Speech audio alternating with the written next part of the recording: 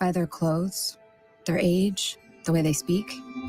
Would you notice a 16-year-old boy who got his first job, not for extra spending money, but to help feed his little sisters? or a mother who's in between jobs, And sometimes goes to bed hungry so her kids can have dinner. or a 14-year-old girl who signs up to every after-school activity not to make friends, but just to get something to eat? Or a retiree who fell ill and had to choose between getting medicine or groceries.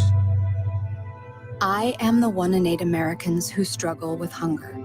People you pass by every day but never knew were hungry. I am hungered in America. Hunger can be hard to recognize. Learn why at IamHungerInAmerica.org. Brought to you by Feeding America, 200 Food Banks Strong, and the Ad Council. This is Lincoln's home for sports talk on the FM dial. Also online at theticketfm.com. On the internet, KNTK FM Firth, 93.7 The Ticket.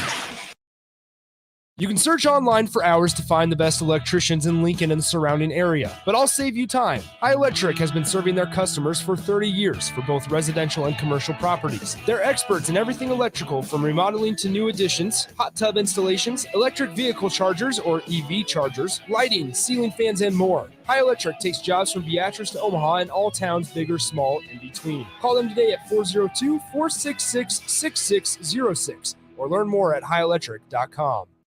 As the chief buffet officer here at Pizza Ranch, I get all kinds of buffet questions. Here's one from Cole. Is there a real cactus in your cactus bread? Great question, Cole. No, there is no cactus in our cactus bread, just sweet cinnamony streusel.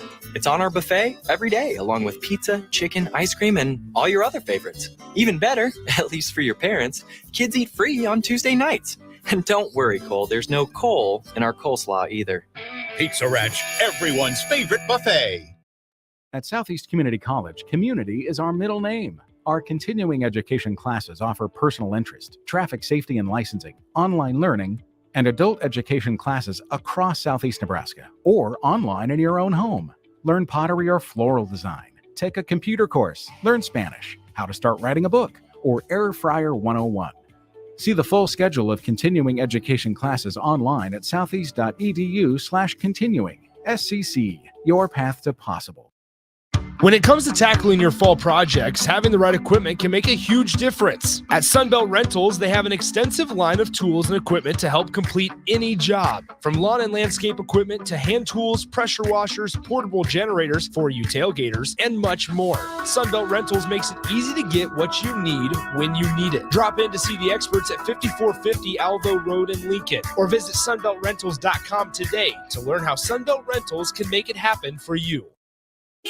Hey, Joe, check out my new ride. Pretty awesome, huh? Whoa, that's a sweet convertible. You didn't, win this on a game show, right? Nope, this is all me and my pals at Members Own Credit Union. Oh, yeah, they're the people with the great auto loan rates. And right now, everyone who transfers or gets a new auto loan has the chance to win a $1,000 gas gift card, too. Well, you know what this means. Road trip! Fuel your adventure with an auto loan from Members Own. Restrictions apply. Go to membersowncu.org for details. Now back to high school football on 93.7 The Ticket and theticketfm.com.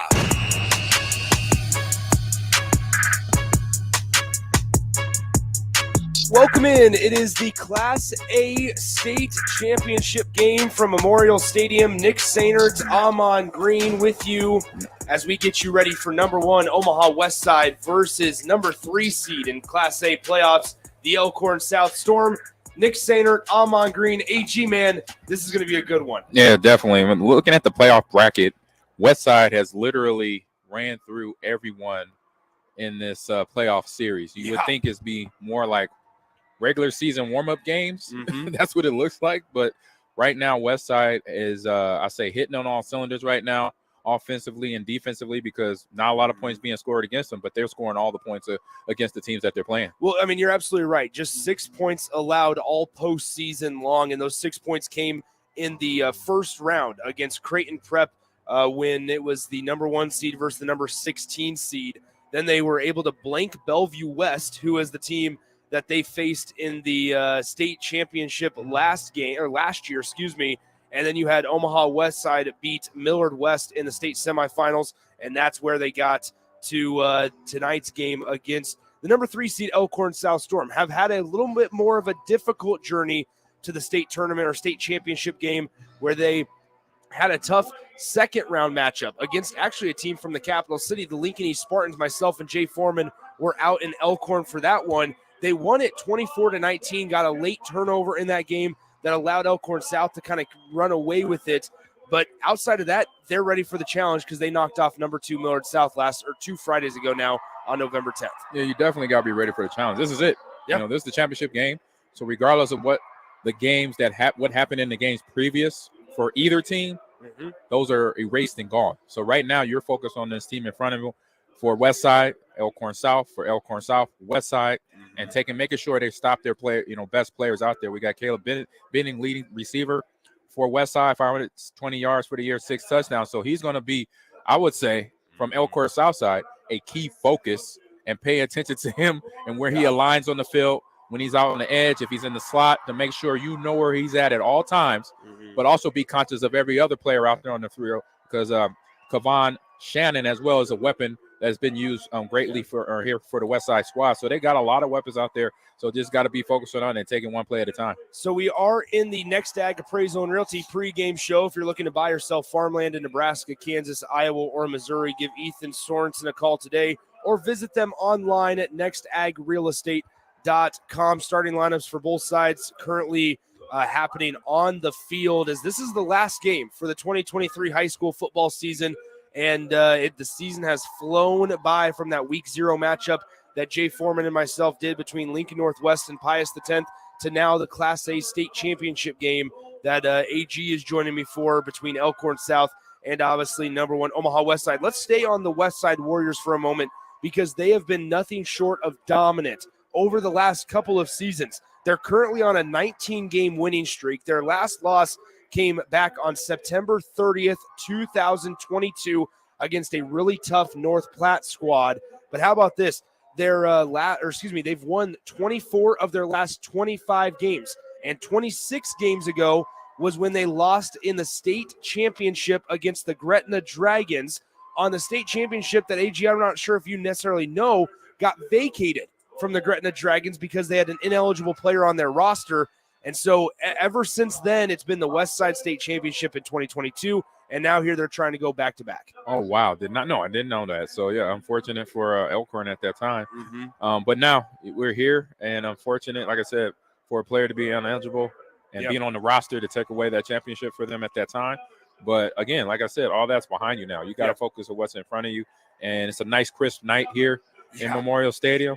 Something that I remember here as I think it was my freshman year or my sophomore year, 96 year, is when Nebraska State High School football was happening here in the stadium. I remember coming off the field one day and not knowing my enunciation of some of the high schools. I remember the scoreboard said BUTTE.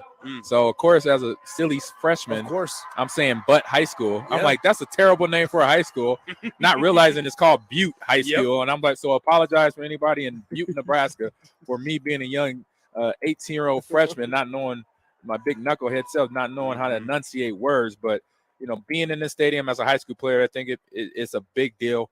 It's a lot of excitement. Regardless of how the season goes for the college team, it's still a place where you always want to play on this field eventually. Maybe you come here as a Cornhusker coming from any high school in Nebraska. So now having an opportunity to play in the state game could be, for some of these players, as we know, are coming to Lincoln. This is their first time on the field at the high school level, but then saying, hey, I could be here. I'm going to be practicing out here in 4 to 5 months here with my new teammates. Well, and there's plenty of D1 talent all over the field. Obviously, for Elkhorn South, Ashton Murphy, who's going to be spending a lot of his time on the defensive side of the ball, committed to Nebraska already, a 2024 guy. For the West Side Warriors, obviously, Caleb Benning, committed to Nebraska, legacy recruit. But then there's also Division I talent Notre Dame offers. You have other Division I offers. Obviously, the quarterback, Anthony Rizak, is a guy that is going to have some choices to make here in the coming weeks after tonight's game, if he hasn't already made them privately. We're going to tell you all about these guys, all about their offers, all about the talent on the field when we come back, as we're getting ready for the Class A state championship game here on the Next Ag Appraisal and Realty pregame show.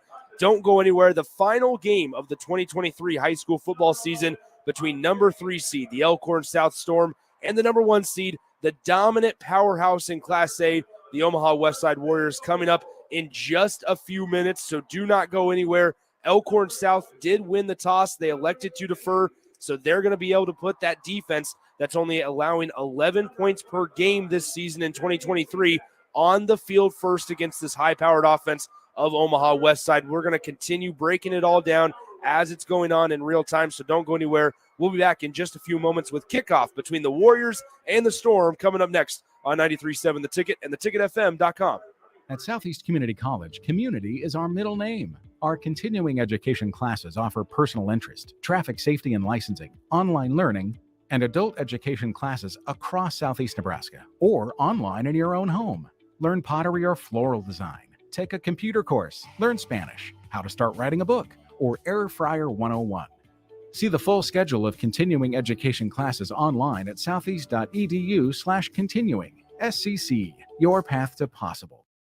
A team succeeds when they work together. Banking's no different. At UBT, we're in your corner for every financial move you want to make. Your money's backed by a roster of experts who put in the work to know you and your community. So whether you're opening a savings account, buying a home, or planning your future, you always know who to turn to. Working together toward your financial goals. That's a win in our playbook. Union Bank and Trust. Equal housing lender, member FDIC. As the chief buffet officer here at Pizza Ranch, I get all kinds of buffet questions. Here's one from Cole. Is there a real cactus in your cactus bread? Great question, Cole. No, there is no cactus in our cactus bread, just sweet cinnamony streusel. It's on our buffet every day, along with pizza, chicken, ice cream, and all your other favorites. Even better, at least for your parents, kids eat free on Tuesday nights. And don't worry, Cole, there's no coal in our coleslaw either. Pizza Ranch, everyone's favorite buffet. Discover the difference that expertise and experience can make in your real estate journey with Next Ag Appraisal and Realty. Whether you need an appraisal, sales, or farm management, Next Ag comes up with a solution with your legacy and goals in mind. Next Ag isn't just their name, it's your future. So why wait? Visit their website today at www.nextagrealestate.com or give them a call at 402-380-0432 and turn your dreams into reality. Your land, your legacy, their solutions. Next Ag Appraisal and Realty. Where will your path take you, traveler? To seek fortune in a new career? Or on a journey to distant lands for a well-deserved vacation? Wherever you go, one distraction could spell disaster. You can change your fate, adventurer. Don't drive distracted. Paid for by the NDOT Highway Safety Office. Get rid of pesky critters once and for all with Bats to Rats. Their expert team is here to help you reclaim your home. No more sleepless nights caused by crawling critters or flapping wings. Bats to Rats ensures a safe environment for every family member. Check the website at batstorats.com for amazing offers, and if you mention this ad, you'll receive $10 off your initial inspection cost. Don't allow uninvited guests to take over your home. Trust Bats to Rats for a peaceful and rodent-free living space. Gaina Trucking is hiring CDL Class A and B drivers. Gaina Trucking guarantees a 40-hour work week year-round, and their strong team culture makes it not a job, but a career. Gaina Trucking offers health, vision, and dental insurance, 401k with company match, an employee assistance program, and other bonus programs. Build a better career today with great team culture at Gaina Trucking. Learn more and apply today at GainaTrucking.com. Stretch, adjust, heal. At Spine and Sports Chiropractic and Physical Therapy, we believe in the power of precise alignment. Our skilled chiropractors listen, understand, and treat your body's unique needs, offering a personalized pathway to peak performance. Don't let back pain knock you out of the game. Step into our clinic and walk out with a renewed strength. Spine and Sports Chiropractic and Physical Therapy, pushing the boundaries of health and wellness. Treatment begins with you. Step back into life today. Discover the difference that expertise and experience can make in your real estate journey with Next Ag Appraisal and Realty. Whether you need an appraisal, sales, or farm management, Next Ag comes up with a solution with your legacy and goals in mind. Next Ag isn't just their name, it's your future. So why wait? Visit their website today at www.nextagrealestate.com or give them a call at 402-380-0432 and turn your dreams into reality. Your land, your legacy, their solution. Next Ag Appraisal and Realty.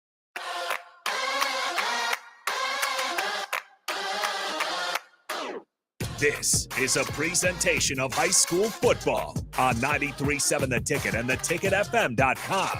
High school football broadcasts are presented by Next Ag Appraisal and Realty, Elway Power Sports of Lincoln, Spine and Sports Chiropractic and Physical Therapy, Southeast Community College, Members Owned Credit Union, Doane University, Sunbelt Rentals, NDOT Highway Safety Office, and Play It Again Sports. Now, calling all the action, here's Nick Sainert and Jay Foreman. Welcome back into Memorial Stadium. The Class A State Championship just about ready to get underway. Nick Sainert, Amon Green with you right here on 93.7 The Ticket and theticketfm.com. Huge thanks in advance to Harrison Arns pushing all the buttons back in our 93.7 The Ticket studios as well. Huge thanks to Jay Foreman for walking through this season with me the entire year.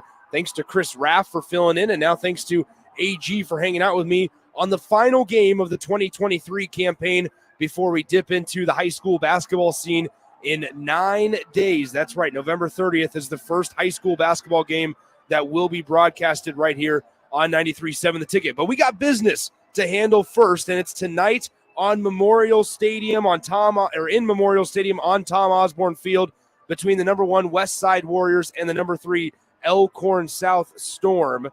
This is a really cool-looking uniform matchup, I will say, just from the looks of it from up here, AG. You have the all-black unis of Omaha Westside with the red lettering, but then the all-white with the gold helmets for Elkhorn South. Oh, yeah, that definitely stands out, and just you can feel the electricity in the air right now. The game's about to kick off with two teams that have worked hard since August. You know, training camp, that time is when you get locked in for the regular season. So along with being a student athlete, make sure you pay attention in class. But now it's the final for the regular season that's coming up here, and for both teams. And now we're about to see what's going to happen, who's going to be number 1 here in the state and the champion for Nebraska high school football. So it's been a really good couple of days for state championship football. Obviously, Class B title was last night. Bennington blanked Scott 21-0 in that one. Then we had 2 really good games today in Class C1 and C2. But now we're underway here in Class A as the kickoff going to be fielded by Caleb Benning at the 5, across the 25, and thrown around and down just past the 30-yard line at the 31.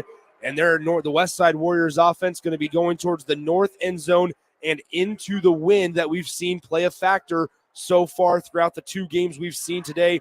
But they're going to be led at quarterback by a young man named Anthony Rizak. 73% completion rate on the year for 29 touchdowns to just 3 INTs. Yeah, 2,000 yards passing, so that's a lot.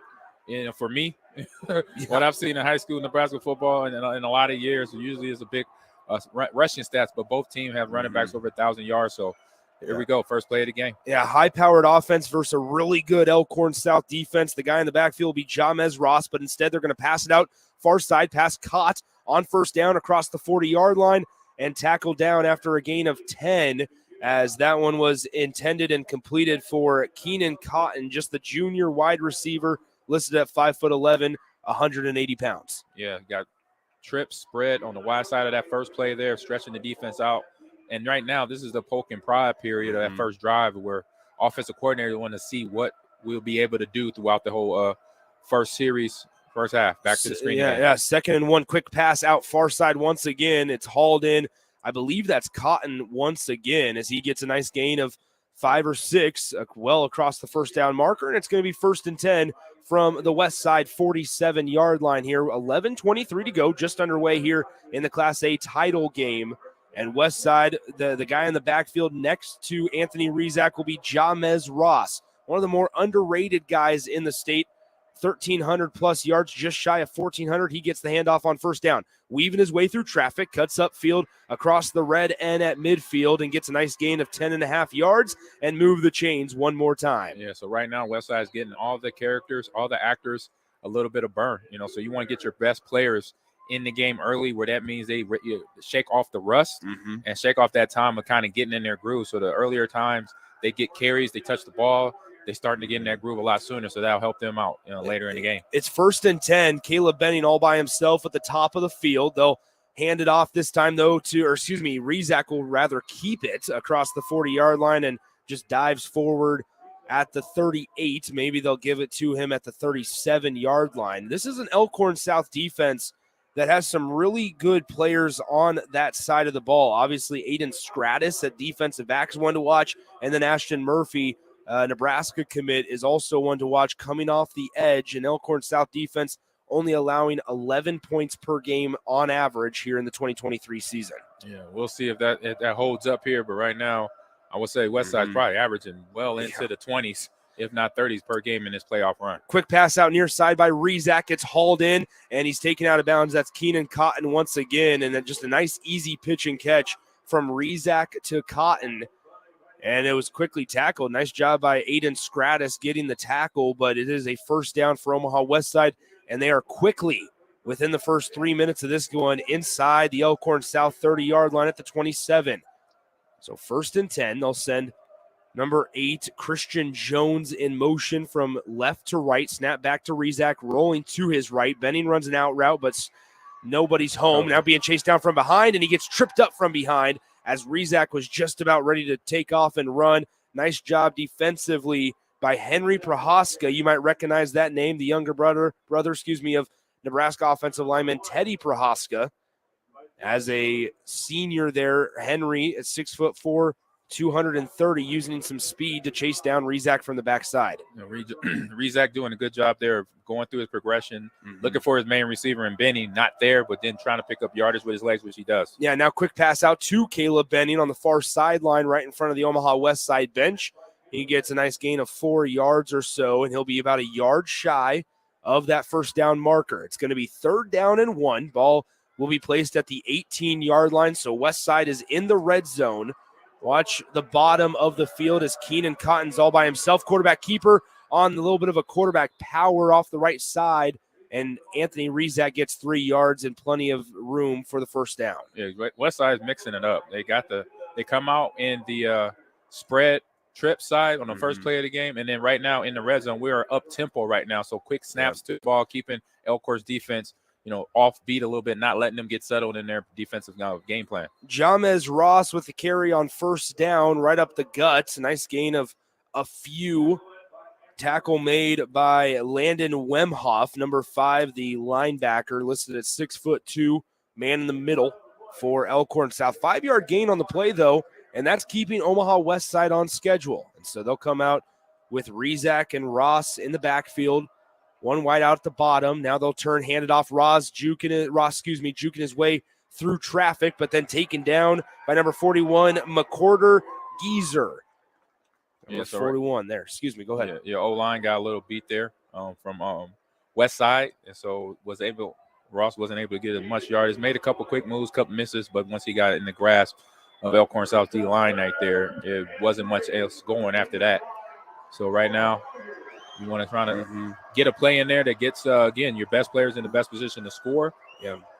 Got a fullback in the backfield, so it's going to be interesting what we could do with that. This is where a lot of times they'll go to Caleb Benning. They isolated him at the top, but they toss it left side, Jamez Ross, and he's going to get tackled just before the 5-yard line. I don't think he got the first down. It was 3rd and 3, and he may have gotten about 1 yard on that one. So now it's decision time for Omaha Westside here on 4th and 2. They've been moving the ball with ease here on the opening drive, going into the wind towards that north end zone for what it's worth. And it looks like they're going to keep the offense out there. 4th and 2, and this is a ginormous opportunity for Elkhorn South to get off the field. Two guys in the backfield that will be used as blockers. Anthony Rizak keeps it himself. He has the first down inside the 5, and he's tackled down at the 1. Hey, sent in a statement right away. I mean, all type of different formations, different speeds of offense coming out of the huddle, up tempo, slow tempo. Now we're already back in formation, so no huddle at all for Westside's offense. So keeping Elkhorn's South defense very, I say, on their toes right here and wearing them out. They hand it off. I believe that's Ashton Matoyer in the backfield, and he scores. Touchdown for Omaha Westside. And check that. Robert Ryan was the ball carrier, number 42. So they sub out Jamez Ross, their number one running back. Once they got inside the 5-yard line, they brought in number 42, the 5'11", 200-pound Robert Ryan, and he runs it into pay dirt from 1 yard out. So the kick up is up, and it is good. And with 6:26 to go in the first quarter, we have our first score in this one. Westside leads 7-0 over Elkhorn South. We'll be back in 30 seconds right after this on 93.7 The Ticket. Discover the difference that expertise and experience can make in your real estate journey with Next Ag Appraisal and Realty. Whether you need an appraisal, sales, or farm management, Next Ag comes up with a solution with your legacy and goals in mind. Next Ag isn't just their name, it's your future. So why wait? Visit their website today at www.nextagrealestate.com or give them a call at 402-380-0432 and turn your dreams into reality. Your land, your legacy, their solutions. Next Ag Appraisal and Realty. Now back to high school football on 93.7 The Ticket and theticketfm.com. Nick Sainert, Amon Green with you from Memorial Stadium, Class A State Championship Football Finals. Omaha Westside coming in with their 12-0 record, leads 7-0 over the number 3 seed, Elkhorn South. Elkhorn South able to knock off the number 2 seed back on November 10th Millard South, that is. 7-0 the score. 6:26 to play, first quarter. So, yeah, we had Westside run game, 9 carries for the backfield, 39 yards, 4 pass attempts, and 4 completions. So right now, 100% from the field for Ryzak. So doing a good job on that first series. Kickoff will be returned across the 25-yard line there by number 1, Brady Bousquet. That's going to be the guy to watch. We mentioned in the pregame that Elkhorn South has been doing this entire season for the most part without their starting quarterback. Carson Ronner was hurt, significantly injured early in the season, and Madden Riggs has been the guy to take over this offense and now lead them to a state championship appearance, but it's not been without Brady Bousquet, who gets the handoff on first down and goes nowhere. A trio, and then make it 5 Westside Warrior defenders in on the stop right at the line of scrimmage, if not lost a couple. And that's what we call spattering the offensive player with hats. Basically, you want that to the ball. First guy gets there, then here's the second, third, fourth, fifth guy, as you mentioned in your comment there, Nick. 5 guys to the ball. So you want that first, basically in the first half of the game, but you try to keep that throughout the game because it sends a message to the opponent. Yeah, Brady Bousquet, the running back for Elkhorn South, over 1,200 yards and 20 rushing touchdowns this season for the Storm offense. Riggs back to pass. He throws it. It's intercepted, and that's going to be a house call as number 9, Jonquel Osler, takes it to the house. Yeah, easy, no pressure, just a little high over his receiver there in the flat, and right now pay for it. That's what happens when you don't throw the ball accurately. You get paid. You get a pick 6, and right now Westside's defense is taking advantage and making Elkhorn's quarterback pay for that ill throw. And so Christian Jones, who is a high-level Division I recruit, Christian Jones, by the way, number 1 player in Nebraska in the 2025 class, returns it for a touchdown. And the point after is up, and it is good. And quickly, with 5:32 to go in the first quarter of play, Westside picks off Madden Riggs, and they take it back to the end zone for a 14-0 lead over Elkhorn South. And it really feels like when Elkhorn South has the wind at their back, they got to move the football because Westside's not slowing down, whether they're going into the wind or coming with it. No, and right now what you got to do on the sidelines for Elkhorn South is you got to, again, like I said in pregame, in terms of all the games getting here, on this drive, on that series, turn the page, forget about it. Yeah. We know the mistakes have been made. We'll look at it, sometime in the middle of the offseason, but right now just need your focus and confidence there too, because Madden Riggs, starting quarterback, for most of the year, has to come in and still be the guy that got him to this game, and along with the running backs as well. Yeah, so Christian Jones on that pick six, the number one player in the 2025 class out of the state of Nebraska, already has over 15 offers. Notre Dame, Oklahoma, Wisconsin, A&M, USC have all already come to the table for Christian Jones from Omaha Westside. And this Westside Warriors squad loaded with talent. We mentioned it, Caleb Benning going to Nebraska. He made his commitment a couple weeks ago. Teddy Rizak, who is on this defense for Westside, is committed to Notre Dame. His brother Anthony has a preferred walk-on offer to Notre Dame, has a couple lower offers to Air Force, Army, Colgate, other programs similar to those. So just a loaded talent pool here at Westside.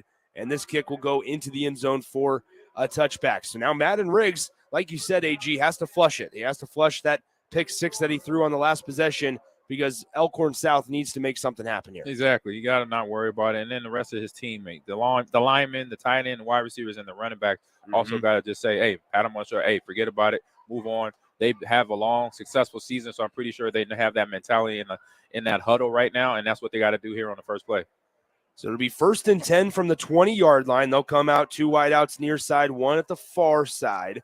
Bousquet to the right hip of Riggs. Toss it right side. Bousquet just trying to get something going, unable to do so. He lost a yard. The tackle was made on the play by Ryan Eckhart, the senior defensive end, wearing number 11 for Omaha Westside, made the tackle at the 19. Yeah, and right now, Westside's defense is just fast flow to the ball. Once they see the ball, to whoever player is going to, wide receiver, running back, if Madden keeps it for himself, it's a swarm of black helmets right now, sacking them in the backfield for loss of yardage. Handoff to Bousquet, and guess what? Once again, Eckhart makes the stop right at the line of scrimmage. Bousquet may have gotten 1 yard, so it goes back to the original line of scrimmage. It'll be 3rd down and 10 as we are under 5 minutes to play in the first quarter.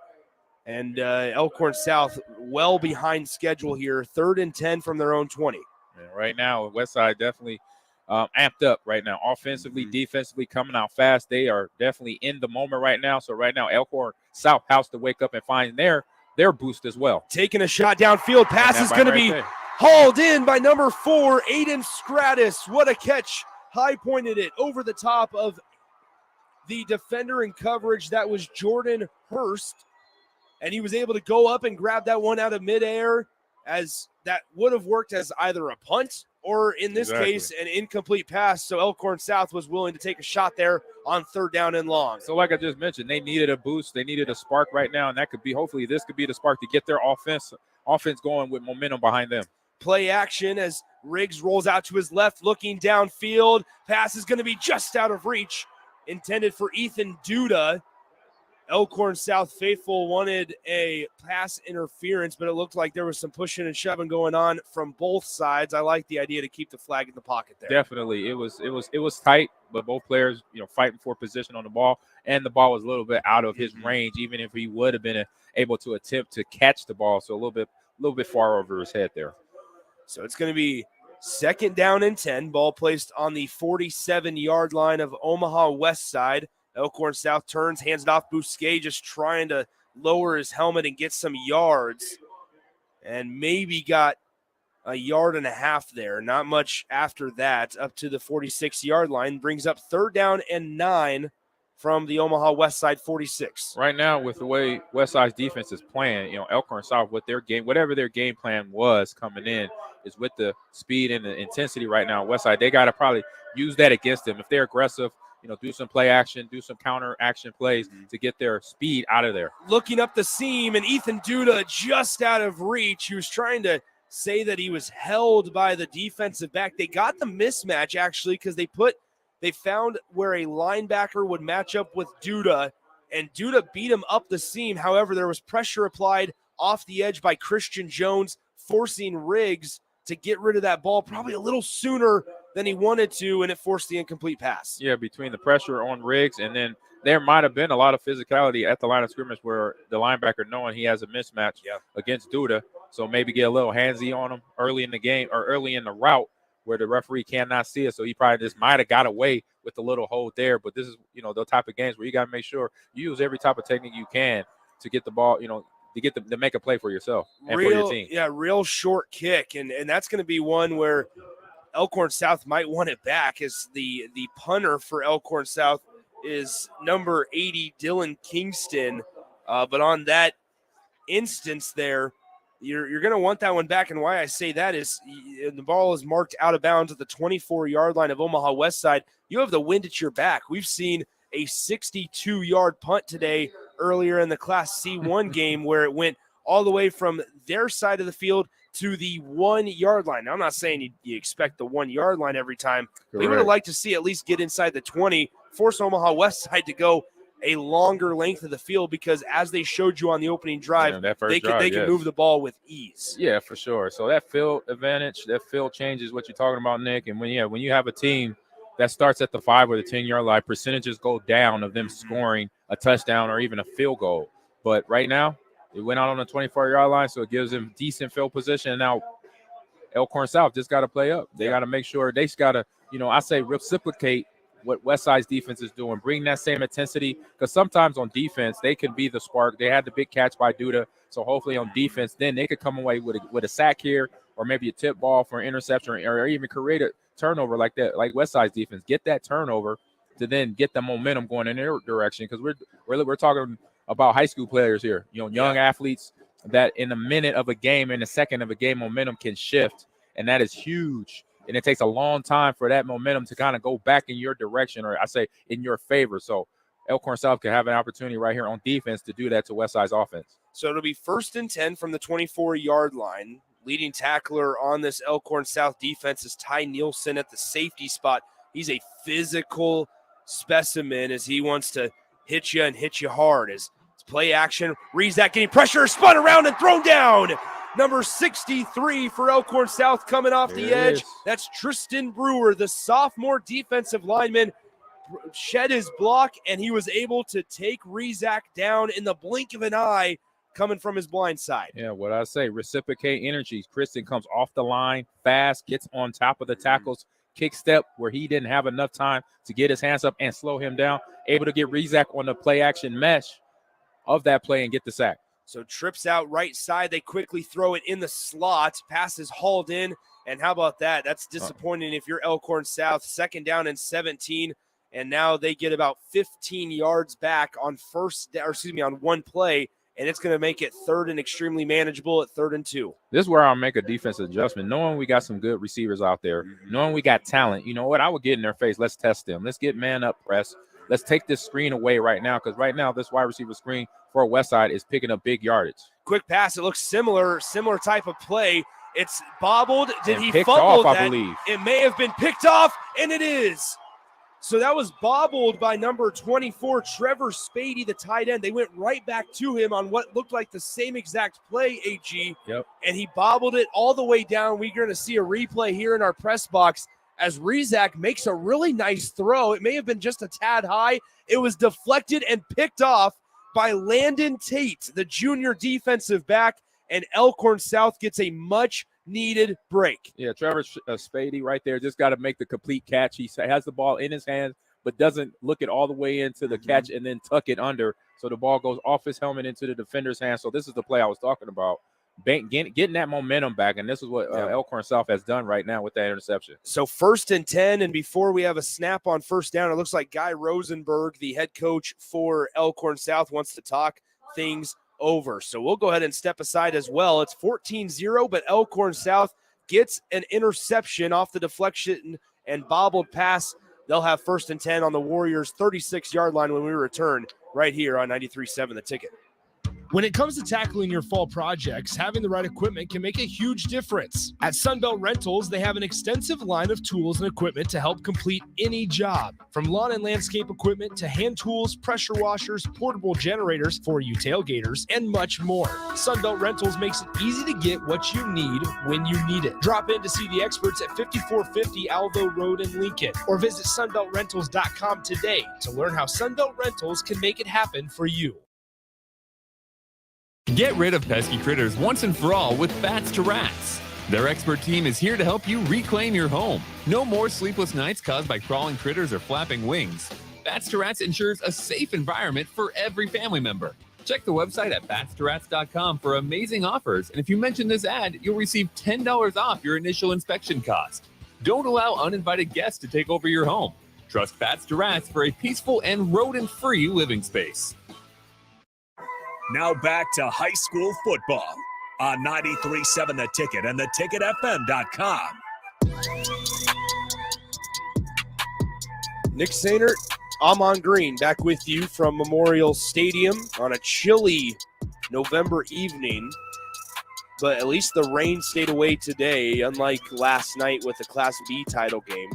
Out of the Elkhorn South timeout, it's going to be 1st down and 10 from the 36-yard line of Omaha Westside. 2 wideouts near side. They'll fake the toss left. He probably should have tossed it left side 100%. Because Madden Riggs got lit up in the backfield. Loss of 1 on the quarterback keeper. It'll now be 2nd down and 11. Yeah, that's just a misread on the RPO option right there. And it's something right now with Madden Riggs, what I'm seeing is just maybe just a little nervousness going on, a little anxiety, thinking a little bit too much, not being the athlete that he is that helped get this team here. So right now, he's probably got to get a few plays where he could just breathe and settle, and then he's going to be the quarterback he can be. But right now, that was a misread where he probably should have pitched it, got the ball to the outside to the running back. Riggs doesn't run a whole lot. He's able to when needed, but here he hands it off on 2nd down. Great hit defensively there on the play by number 25, Teddy Rizak. Teddy Rizak, obviously the Notre Dame commit, came in and let his presence known on the ball carrier. Yes, he did. Hey, running back, get your shoulder pads down. Get that pad level low. Yeah. We can't be getting hit like this out here on the game, man. This is a state championship game. Get your shoulder pads low, please. So they'll fake the handoff, quick pass on the slant. It's bobbled, incomplete. Gotta catch it. Let's go. Yep, there you go. Intended for number 7 rather, Luke Hoskinson, and it is incomplete. Went through his mitts, and now it's 4th down and 6 from the 32-yard line. Elkhorn South is finding holes or at least finding mismatches. They just got to hold on to the ball. Hold on to the ball and make Westside pay for it. When you find that mismatch, when you find that hole, like that catch, easy catch. He has to catch it from the start, not make 2 catches on it. Look it all the way in and tuck the ball, get tackled, or try to take it to the end zone. So right now, Elkhorn South basically has to focus up, just like I mentioned with Madden, the last play, focus up as a team and play. They can make plays out here against Westside. So here's the snap on 4th down as Elkhorn South going for it. It's into the end zone, and it's almost intercepted. Wide receiver got to finish. Yep, there you go, as Teddy Rizak was in coverage there for Omaha Westside, and it's going to be a turnover on downs. If you're Elkhorn South, you're almost saying, man, I wish Teddy Rizak would have intercepted that because he would have fallen down inside the 3-yard line at the 2. Madden Riggs, 1 of 6 for 33 yards early on. His only completion was to Aiden Stratus on a 3rd down and 12 play that Stratus went up and high pointed the football, but they haven't went Stratus's way since. Right, and I believe Dylan Kingston on that reception. Got to keep running the route. He actually let up on the route, so finish that route. He may have a chance to catch the ball. Handoff, Jamez Ross, left side. He slips one tackler, slips another one, still going across midfield. Down at the 45, the ball came out, but he is going to be marked down at the Elkhorn South 44. So there you go, in a blink of an eye, Jamez Ross gets the football across midfield. An incredible run on 1st down there by the shifty Ross. So we see, again, up-tempo offense for Westside, but you see that momentum change now. Got the big play. Get the ball back. Stop them on 4th and 6. And now get the ball to their playmakers, Ross and Cotton. Ross, big run here. So now momentum shifts back to Westside here. Rizak throws right side into the soft coverage, and it's bobbled, incomplete. But how about this? A penalty marker roughing the pass back there. at the 48-yard line of Omaha Westside. It was thrown in the vicinity of Anthony Rizak. That Ross run, by the way, on the previous play, 24 yards, which is certainly something that Elkhorn South doesn't want to give up on the regular. But here's the call from the official. It is going to be roughing the passer on Elkhorn South. So they're going to say Anthony Rizak got hit late. And I believe Ty Nielsen may have been the one that made contact with Rizak. But nonetheless, this is going to be a 15-yard penalty. So right now, Westside keeping it up tempo, keeping Elkhorn's defense off balance with this speed right now. You're going speed, no huddle at all, so you have no time to switch out personnel. So that obviously this is something they've seen on film. Definitely game plan for this, because when you only have 3 D linemen and none of them get to rotate in a series, then guys get tired once you get in the red zone. Quick pass out right side on a screen to Caleb Benning. He makes one guy miss. Nice shifty move by Benning on the side. It was a great block on the perimeter as well by the other wide receiver, number 8, Christian Jones. An incredible block on the perimeter that allowed Caleb Benning, to get some space. And Benning was able to take it 9 yards. And then another thing on that, Caleb Bennett did a really good job helping his quarterback out by coming towards the ball, because with the block, if he would have stayed in the area he was at, he probably wouldn't be able to catch that ball. So making an adjustment, coming to the ball, and then getting the reception, picking up yards after contact is something big. And that's why he is a future Nebraska Husker with that type of gameplay. So that is going to do it for our first quarter of action. Your score after 12 minutes of play: Omaha Westside 14, Elkhorn South 0 here in the Class A state championship game from Memorial Stadium. We'll be back in 60 seconds right after this on 93.7 The Ticket. At Southeast Community College, community is our middle name. Our continuing education classes offer personal interest, traffic safety and licensing, online learning, and adult education classes across Southeast Nebraska, or online in your own home. Learn pottery or floral design, take a computer course, learn Spanish, how to start writing a book, or Air Fryer 101. See the full schedule of continuing education classes online at southeast.edu/continuing. SCC, your path to possible. Hey, Joe, check out my new ride. Pretty awesome, huh? Whoa, that's a sweet convertible. You didn't win this on a game show, right? Nope, this is all me and my pals at Members Own Credit Union. Oh yeah, they're the people with the great auto loan rates. And right now, everyone who transfers or gets a new auto loan has the chance to win a $1,000 gas gift card, too. Well, you know what this means. Road trip! Fuel your adventure with an auto loan from Members Own. Restrictions apply. Go to membersowncu.org for details. Now back to high school football on 93.7 The Ticket and theticketfm.com. Nick Sainert, Amon Green back with you from Memorial Stadium. Start of the second quarter between Omaha Westside and Elkhorn South. AG, takeaway, if you're Elkhorn South here, start of the second quarter, you're going to be the opponent's going to be in your red zone to start 2nd and 1. Yep. What's the adjustments got to be made? Defensively, basically try to pressure, just get in the faces of these guys. We got Benning, we got Cotton, we got Shannon, guys that could, once they catch the ball, they're a problem. And so get in their faces a little bit. If we could play man coverage, or maybe disguise a cover 3 or a cover 2 in some butt man, could disguise it, because then tell off. Where you find out is Rizak is that Notre Dame prospect where he could read a defense even in the disguise mode and try to take advantage of that. Handoff on 2nd down and 1 to Jamez Ross. He doesn't get very far, but enough to get the first down up to the 18-yard line. Got 2, just needed 1, and it's going to be 1st and 10 from the 18 for the Westside Warriors offense. So right now from the first quarter, we see a balanced offense in Westside, 54 passing yards, 56 rushing. So right now coming in, game plan is what the DC OC head coach is planned for Westside, for Elkhorn South. Now defensively, we just got to make sure we wade it out right now against this O-line and this passing game for Westside.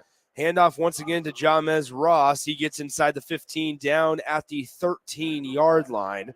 That'll make it 2nd down and 5. And I mean, if you're Westside and you watch the process as they go through, it's just staying on schedule. 2nd and 5, and then 3rd and 3. That just opens up the playbook so much, and they have so much talent that can just hurt you so many ways. 100%. And for Elkhorn South too, give Westside a lot of respect, but don't give them all the respect. Still got to play to your level. You got here as well. You earned the right to be on this field to play tonight for the championship, but still make sure you keep the mistakes low and make Westside earn it. Quarterback draw, and there's going to be a holding call. I was just about to say they missed a hold on number 70 for the Westside Warriors, Aaron Cardinale, and thankfully the head referee threw the penalty marker, and this one's going to be coming back as the quarterback keeper would have gotten a first down, but it looked like number 70 there in black held the defensive lineman for Elkhorn South. Yeah, for that defensive front, Elkhorn South D-line from the right side shifted in and actually gave an advantage to Westside. So that hold didn't even have to happen because they had that whole left side of the line dominated, and the edge the edge was basically hooked. So lucky for Elkhorn South, that adjustment that would have hurt him didn't. Actually got a penalty, so in dividends paid back to Westside, and now they're back. Big long first down here. Yeah, I was say big opportunity for Elkhorn South and the Storm defense as they have it second down and long. Little screen on the left side, blocked really well, shedding one tackler, gets across the first down marker and out of bounds at the 6. That's Trevor Spady, the guy who bobbled it and then caused an interception because he missed the catch and dropped it, able to kind of redeem himself there in the form of an 18-yard gain. Yeah, it's definitely the copycat league. That's a double wide receiver screen right there that I've seen at college football level and NFL level. So having the athletes to be able to run that just shows you what type of talent they got on Westside's offensive team. So good job with them getting the first down. First and goal, quarterback keeper Rezak inside the 5, gets spun around and thrown backwards there by number 61, Ashton Murphy, the future Husker. And it's going to be second and goal from the 4 for the Warriors offense. They lead 14-0, 10:03 to play, second quarter. And it's going to be interesting what they do here because you don't have a big field right now. You got a short field. The only thing you have is the length, or say the width of the field to try to take advantage of being on the far hash mark, coming to our right side here. That's about it. But if not, going up the middle is a possibility. Got a full house backfield. We got 2 tight ends or 2 fullbacks along with Ross. So I could see a nice little counter play up the middle to pick up some more yardage. They hand it off to Ross. He's trying to get to the edge, trying to use his speed, gets pursued and going to be knocked down at the 3-yard line. A trio of Elkhorn South defenders led by number 2, Ty Nielsen, and number 4, Aiden Stratus, in on the stop of Jamez Ross. It'll be third down and goal from the 3. Good job for Elkhorn South defense right there, showing pursuit, taking Ross edge away right away. Saw him gut to the outside run play with the 2 tight end set. What they have right here, it was not allow him to get in the end zone. When they lined up this formation earlier, they did a quarterback keeper. They do it again, and Anthony Rezak is in. A touchdown for Omaha Westside on a 3-yard scamper from Anthony Rezak. It's a play they scored on in the first quarter, and now with 8:59 to go in the second quarter, what's starting to feel like danger time for Elkhorn South is now they trail by 3 scores. Yeah, so you got 3 guys in the middle. They shifting down with the bare front, so you do have enough guys in the middle and then the outside linebackers on the edge.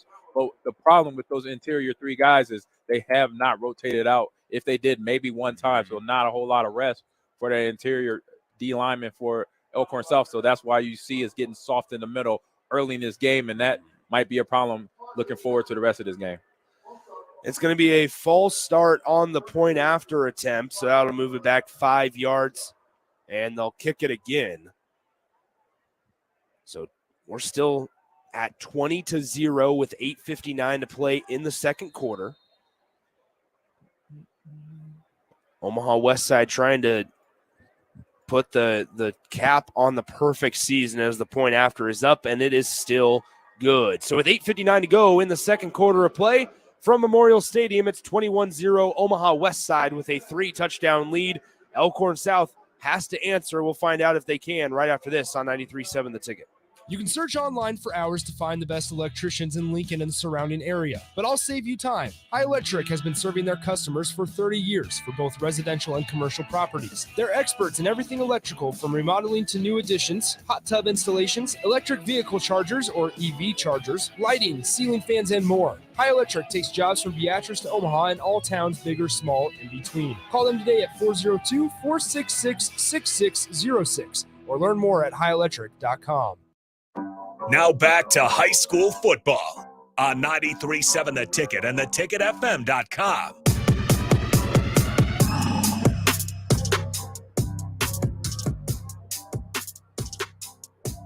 Not a great start to the game for Elkhorn South, and on a night where they were able to start after an interception at the Omaha Westside 36-yard line.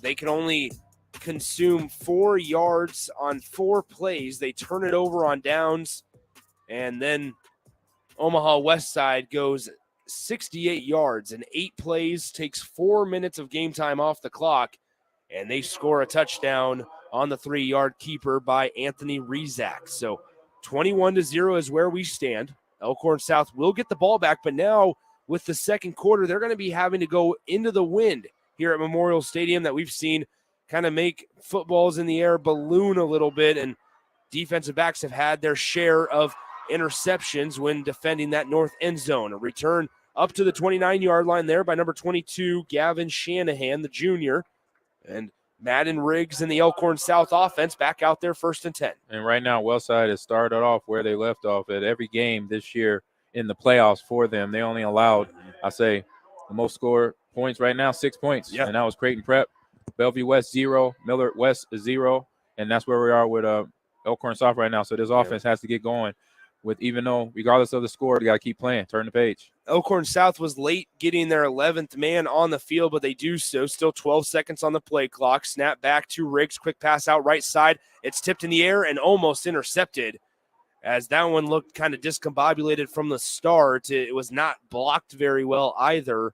And the pass goes through the hands of Aiden Stratus, who was the intended receiver. 2nd down. Yeah, got to catch that ball regardless of what's coming at him. Maybe missed tackle or somebody still out of position thinking that he's going to drop the ball but catches and get upfield. So right now, again, Elkhorn South offense got to focus up. Players on the sideline got to focus up and make sure it's still early in the game. They could get back in this. They send a guy in motion, now handed off. Brady Bousquet sheds 2 tacklers. Nice job by the small body, 5'9", 180-pound Brady Bousquet. He runs really hard for his size, and he still somehow gets 4 yards out of that 2nd down carry. 3rd and more manageable at 3rd and 6. Yeah, one of the very few carries for Brady so far in the first quarter here, or from the first half. Having 1,200 yards on the season is a guy with that. It would not have took this long for me to get him into the offense right now because he's one of the playmakers for Elkhorn South. They'll send a man in motion, now handed off. Brady Bousquet makes 2 guys miss at the line. Wow, how about that by Brady Bousquet, as he's going to be 2 yards shy of the 1st down, but his shiftiness and elusiveness in the backfield there was a big reason why he even gave Elkhorn South a shot. But now Brady Bousquet is jogging off the field. He may be banged up as he's kind of having that right shoulder a little bit limp as he goes to the training table there. He's bending over. They're now checking his right shoulder, and that's definitely something to keep tabs on as Brady Bousquet goes off the field with an injury, favoring that right shoulder. Yeah, unfortunate for that. Now it's 4th and what's that, 2, and Elkhorn South has to put the ball again, giving it back to a team that has a game plan, momentum, switching up tempo. So right now it's going to be tough. A punt. Sorry to interrupt you, AG. A punt into the wind, and Caleb Benning, who's one of the more electrifying return men in the state, caught it at the 35, but a nice job in coverage as number 45 for Elkhorn South, Sam Whiteley, was able to make the tackle and contain Benning to just 5 yards on the return. Yeah, so like I was saying, Elkhorn South offense, defense just got to take a couple deep breaths, and so they can recalibrate because they know they're playing against a good team. Westside has been in this place before, being in the stadium on a late night in November, or I say early night in November. So they understand the importance, the nervousness, angst is all shaken off because they know what type of game this is to play. So Elkhorn South just had to get on that level, taking it one play at a time. So here on the little bit of a jet sweep toss across the middle from right to left, 1st down gain of about 7 yards up to the 47 of Omaha Westside there. I mean, Omaha Westside just has so much speed and size that they're just able to do so many things, and guys are able to manipulate and shift pre-snap, and they run it with such high execution that it makes it so difficult to defend. Yeah, with the lineman able to get out on the edge, pull out like they're doing right here. Having that lineman to do that makes a lot of things you could do offensively and be very, very dynamic. Quarterback keeper by Anthony Rezak gets the 1st down across midfield and down at the 46-yard line. Yeah, at this moment in the game, I remember as a coach, 1st round of the playoffs back up in Wisconsin, and we're a D3 school playing against a D3 school, but just a game, or I guess enrollment, 100 kids under being a D2 school, and just seeing the reps and plays happening where they're just moving the ball at will down the field. So it's one of them. It's stacking up to be one of those games now. Good play there. I was just going to say a quick pass, and it was snuffed out from the start. An incredible read by the man in coverage, number 41, McCorder Geezer, as he was able to He read that screen to the wide receiver immediately. Also in on the stop was Jacob Jorgensen. And now that's going to make it 2nd down and 10. And once again, like Elkhorn South here, probably 4-down territory for Omaha Westside, especially when they're trying to put the nail in the coffin this early on. Handoff Jamez Ross. He spun around, taken down by a trio of Elkhorn South defenders just 2 yards past the line of scrimmage. And now here we see it, one of the few times Elkhorn South has gotten Westside to be behind schedule at 3rd and 8. You got to capitalize it and get off the field. Yeah, you definitely got to capitalize here. And it's good that they're holding stout because, they to basically forfeit and give up the middle like they have been when they get to the red zone in the previous drives. It's good to see Elkhorn South D-line and linebacker front get in there and stop the run game. So 5:13 to go, 2nd quarter, 21-zip. Westside up by 3 touchdowns. Rezac back to pass, looking deep down the field, intended for that's Keenan Cotton the pass was intended for. But no matter who was out there, it could have been Megatron. Nobody's catching that one as it goes out of bounds, out of the reach. And how about that stop by Elkhorn South? A much-needed stop defensively, forcing into Westside punt. Oh, definitely. That's what they needed. Get a little bit momentum coming back their way. I say watching this game, just like I've been watching for college football and NFL, a lot of teams are not afraid to go for it. On 4th downs, we've seen that so far here in the first half, except for that one right there trying to get a deep pass, but a little bit overthrown by Rizak to his receiver. So right now we got a punt going on. So with the wind at their back, Stratus calls for the fair catch at the 5. And, man, with the wind, we've seen that bounce, well into the end zone there. I'm surprised at the 5-yard line calling for a fair catch because now this Elkhorn South offense, I think you take the risk, right, where you risk it and say, hey, if he can make that stop on a dime and stop right inside the 5, hey, tip your hat to him. But we'd rather have it at the 20-yard line after a touchback. 100%. I remember coaching up players and having key games where field position is a big deal always, and you have a score the way it is. You want to give yourself the best chance to try to get on the board, let that ball go in the end zone, then you have a better percentage getting the ball out on the 25. So it's going to be 1st and 10 from their own 5-yard line. Elkhorn South sends 2 wideouts to the bottom, turns, hands it off. This is the backup running back for Elkhorn South, number 31, Evan Thompson, I believe. Or, Evan Thompson, number 31, as Bousquet is, once again, remember, he exited the game after kind of getting his shoulder banged up. I'm trying to locate him on the sideline. He's just still sitting on the bench. I there believe. he is. Yeah. Oh, no. So I'm not sure where Brady Bousquet went, but we'll try to get that information as quickly as possible. As Riggs looking to pass, he's got to make sure he throws it into the wind, and that's going to be a pass interference on Westside as the receiver was trying to run a crossing route. I think it was somewhat going to be a crossing route that eventually turned upfield vertical. Yep. And the defender in coverage, Preston Okafor, the senior DB, was just standing right in the middle and got ran over. That's going to be a pass interference on Westside. Yeah, maybe incidental contact, but either way, pass interference impeding the wide receiver path to the ball. And Madden was anticipating that wide receiver to get open once he turned the ball. He ran a nice little flat route, started to turn it up, and that's when he ran into the DB. Yeah, once again, I mentioned it in the middle of that play. Riggs is going to have to account for the wind when you're throwing towards the north here. He's going to have to put a little bit more mustard, maybe not so much loft on these passes because those can just balloon, and Westside's able to judge it really well and might be able to intercept him. So here on 1st down, nice run on 1st down there once again. And I believe that's number 34, Jaden Sutko. Tackled on the play by Teddy Rezac, but there was a late penalty flag that got thrown in. Yeah, it was on the left side of the line of scrimmage, the DN and the right tackle. It's going to be a face mask on the defense. So Westside, how about that? 30 yards on back-to-back plays given up, and that's going to be, that's detrimental for a defense. As the play ran, the running back got tackled. I kind of glanced up to the top right of the field, and I saw the Westside D lineman fleeing the tackle from Elkhorn and into a circle, not knowing that he actually grabbed his face mask to do the flinging around. So there he pays for it with a 15-yard penalty. So with 4:09 to go in the 2nd quarter, it's 1st and 10 for Elkhorn South on their own 42, trying to cut into the 3-touchdown lead. A fumble on the snap, and Westside recovers. How about that? Wow.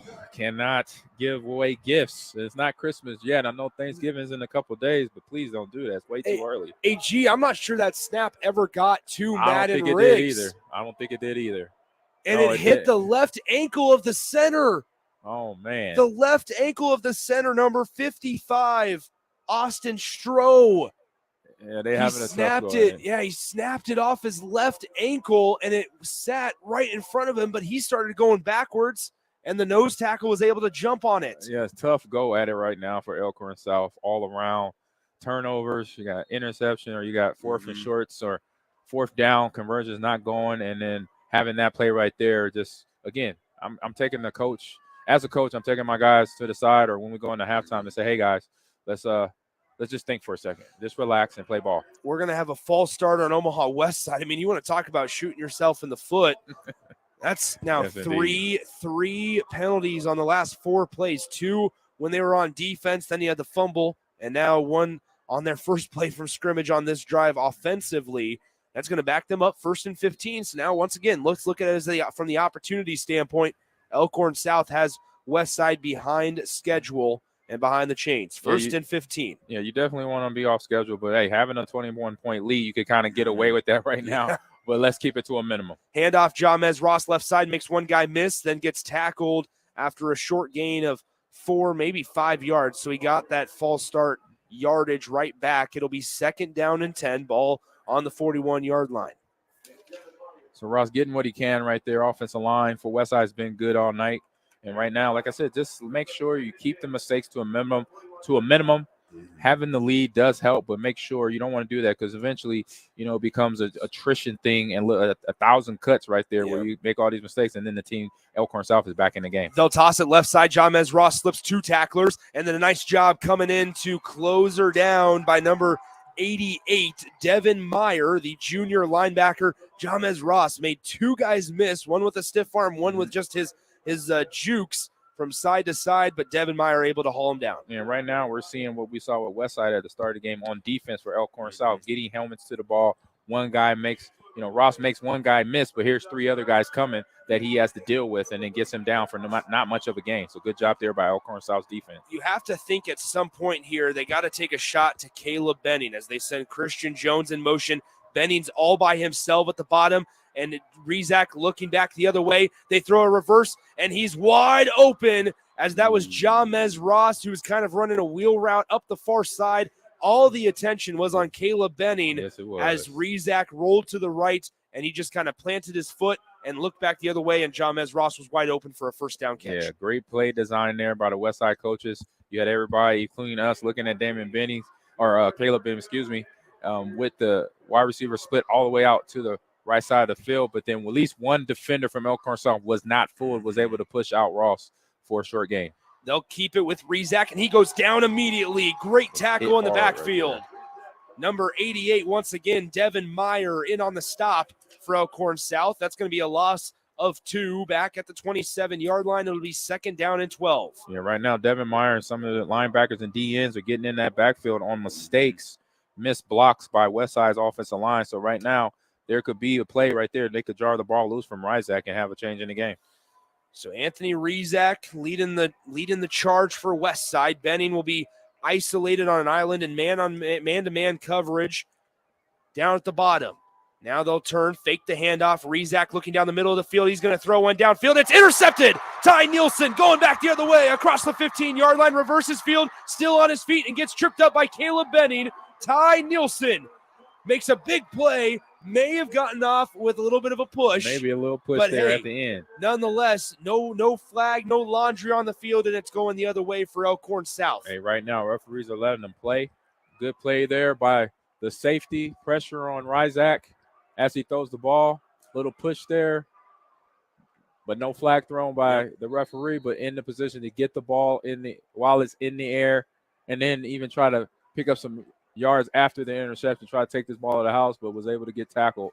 But good job. Get some momentum going for this Elkhorn team right now. So Elkhorn South will take over 1st and 10 at their own 20. Dump off, and it's almost intercepted. It was thrown into no man's land. The closest player was number 42, Robert Ryan for Omaha Westside, who scored the touchdown earlier for the Warriors on offense.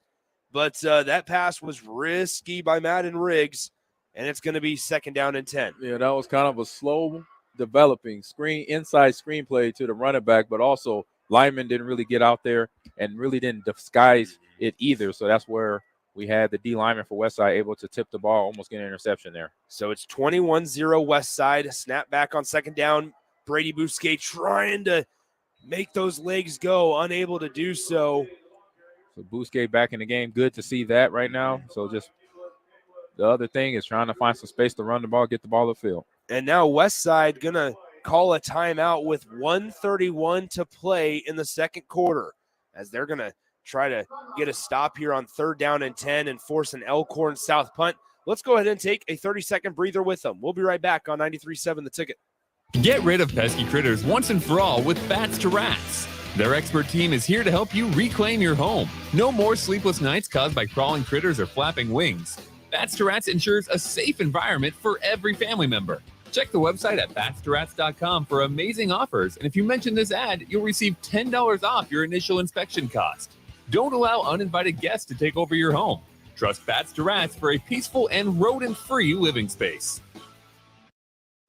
Now back to high school football on 93.7 The Ticket and theticketfm.com. Nick Sainert, Amon Green back with you. We mentioned these two teams have been incredibly dominant over the last few years. How about this? Westside is in their 5th straight state championship game. They've had a record of 57-5 over the last 5 years. Wow, amazing. While Elkhorn South in the last 3 years has a record of 30-4. And so these two coaching staffs done an unbelievable job. They handed off Bousquet up the middle, and he barrel rolls his way forward for a gain of 3. And Paul Lamoni, the head coach for Westside, I'm sure will burn another timeout. They will, with 1:21 remaining. And Westside's going to get the ball back with plenty of time for their offense to find some points here in this Class A state championship game. Yeah, good job there by Bousquet to pick up some yardage, because actually it was a blitz on, and he was caught in the backfield but was able to gain about 2 or 3 yards from that blitz. So good job there. But right now it's 3rd and 10. Actually, 4th and 7. So the C look like they're talking about something. Most likely going to punt it. There's no way you want to have no self-inflicted wounds trying to go for it here on a 4th and 7. We've seen it before. A lot of teams, like I mentioned, going on in 4th down in a lot of games, no matter the field position. But right here, being down 21 points, that's kind of far out of the mindset for any coach on the staff of Elkhorn South right now.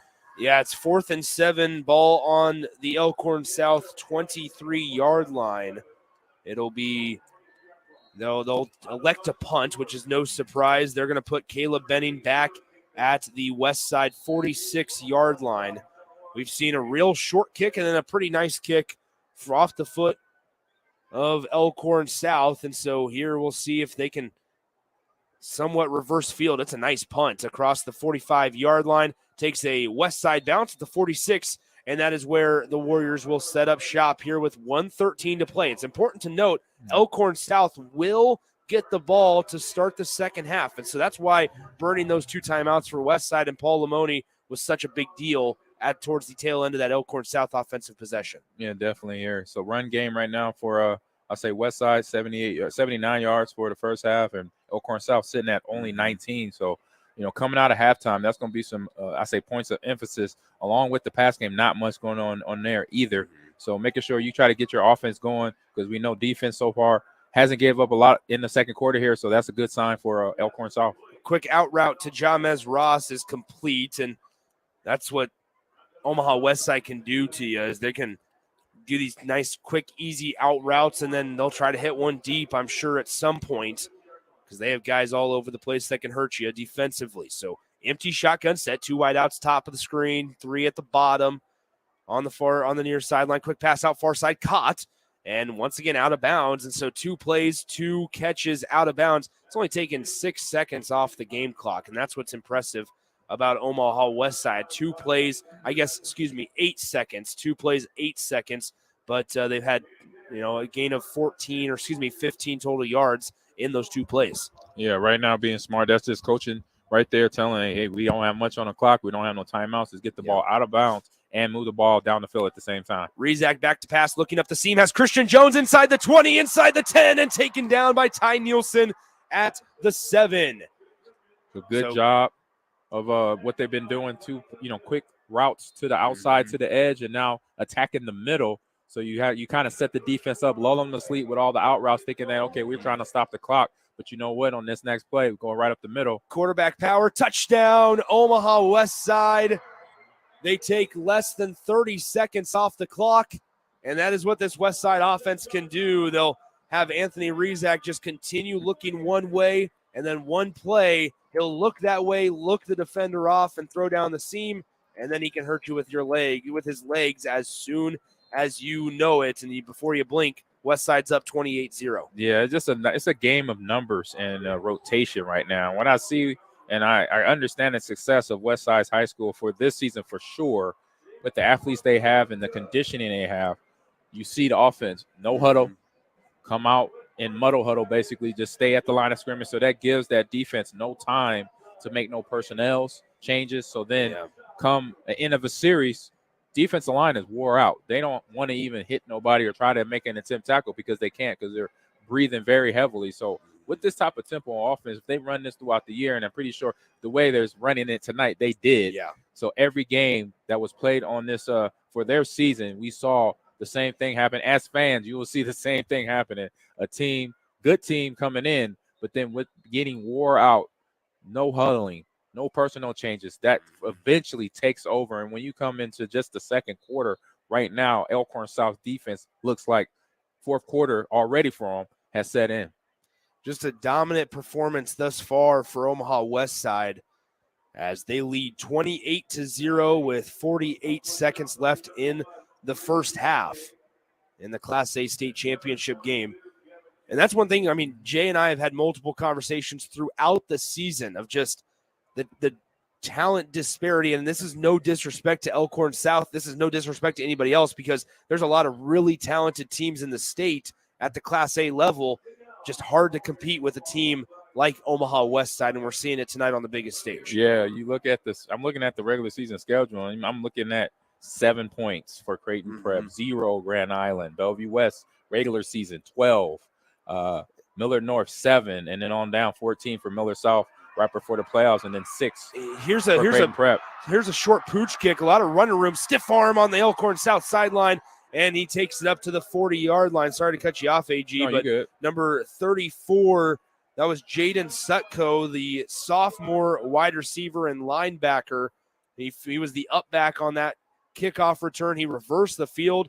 And now, if you're Elkhorn South, you have the ball at the 40-yard line. Maybe you can get something happen. Try to get a 2-for-1, even if it is a field goal, but you will be going into the wind that's died down significantly than it was earlier this afternoon and this morning. Yeah, you got 39 seconds. You got 3 timeouts. So you got it right now. This is a passing situation. Get the ball downfield quick.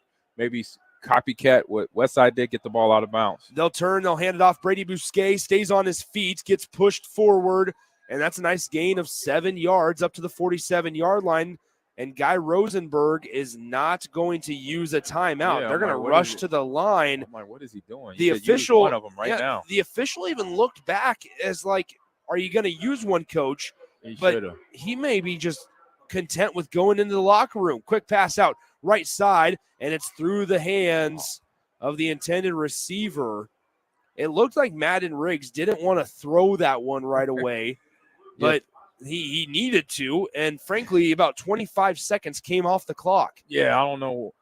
Everybody kind of looks discombobulated right now for Elkhorn South, coaching staff included, because that's a time to call a timeout. Yeah, regardless of what regardless of what the score. Me. Yeah, regardless what the score is. It's 28-0. So what? But you're trying to score points. Yeah, and you want to do that by efficiently getting the ball downfield, getting out of bounds right away, or calling a timeout instantly, so you save time for yourself. So with and your offense. with 9 seconds left on the clock, here is a drop back. Riggs looking downfield, throws across the field. It's caught, and now Guy Rosenberg will use a timeout. And here's what I would say, AG. I mean, a lot of the times we'll see coaches, and I understand this to an extent, kind of do one test play, right? On the first down in that kind of situation, if you get 2, if you get 3 yards, okay, maybe you don't go for it. They got 8 yards on that first down run by Brady Bousquet. Yeah. That showed that, hey, we're in business. We got 34 seconds at that time, but you let it go down all the way to 9 seconds. Well, now you find yourself on the opposite side of the field at the 39,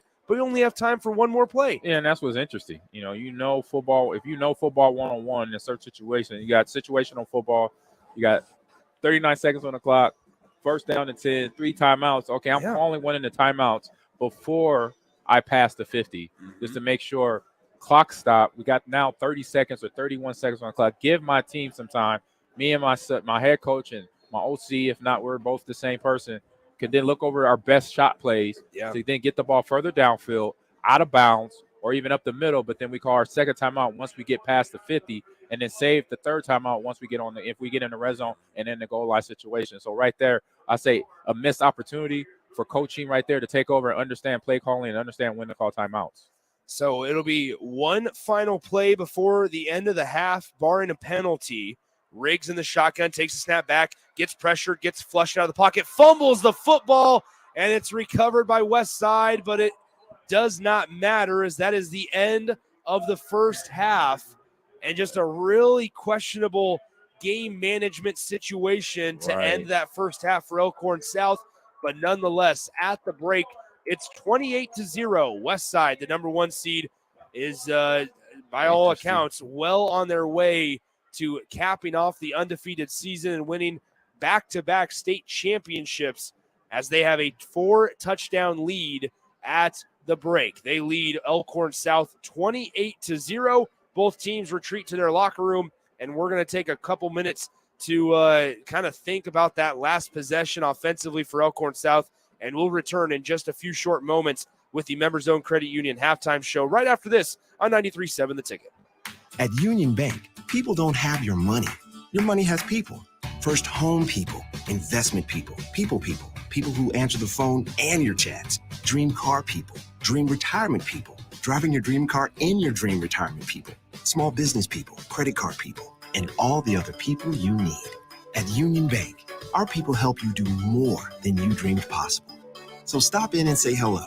We can't wait to see you. Union Bank and Trust. Member FDIC.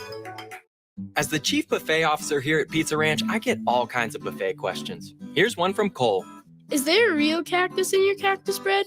Great question, Cole. No, there is no cactus in our cactus bread, just sweet cinnamony streusel. It's on our buffet every day, along with pizza, chicken, ice cream, and all your other favorites. Even better, at least for your parents, kids eat free on Tuesday nights. And don't worry, Cole, there's no coal in our coleslaw either. Pizza Ranch, everyone's favorite buffet.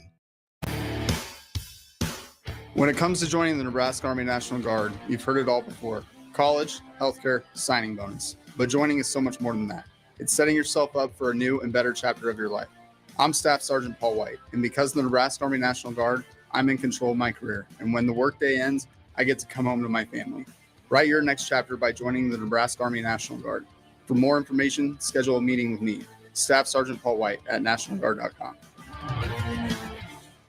Elway Power Sports of Lincoln will have you scoring big on savings with up to $3,000 off CF Moto side-by-sides and ATVs. Whether you're looking for a work-tough U-Force or a performance-ready Z-Force, CF Moto has a machine made for you all under one roof at our new 27th and I-80 location. And don't miss our Black Saturday sales event on November 25th with doorbusters and specials throughout the store. Visit our website, elwaypslincoln.com for more details.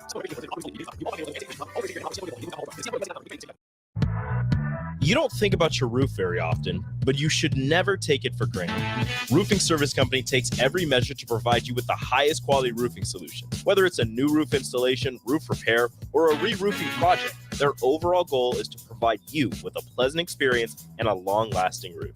If you have a need for siding or gutters, they're your place too. Visit roofingservicecompany.com for more info today.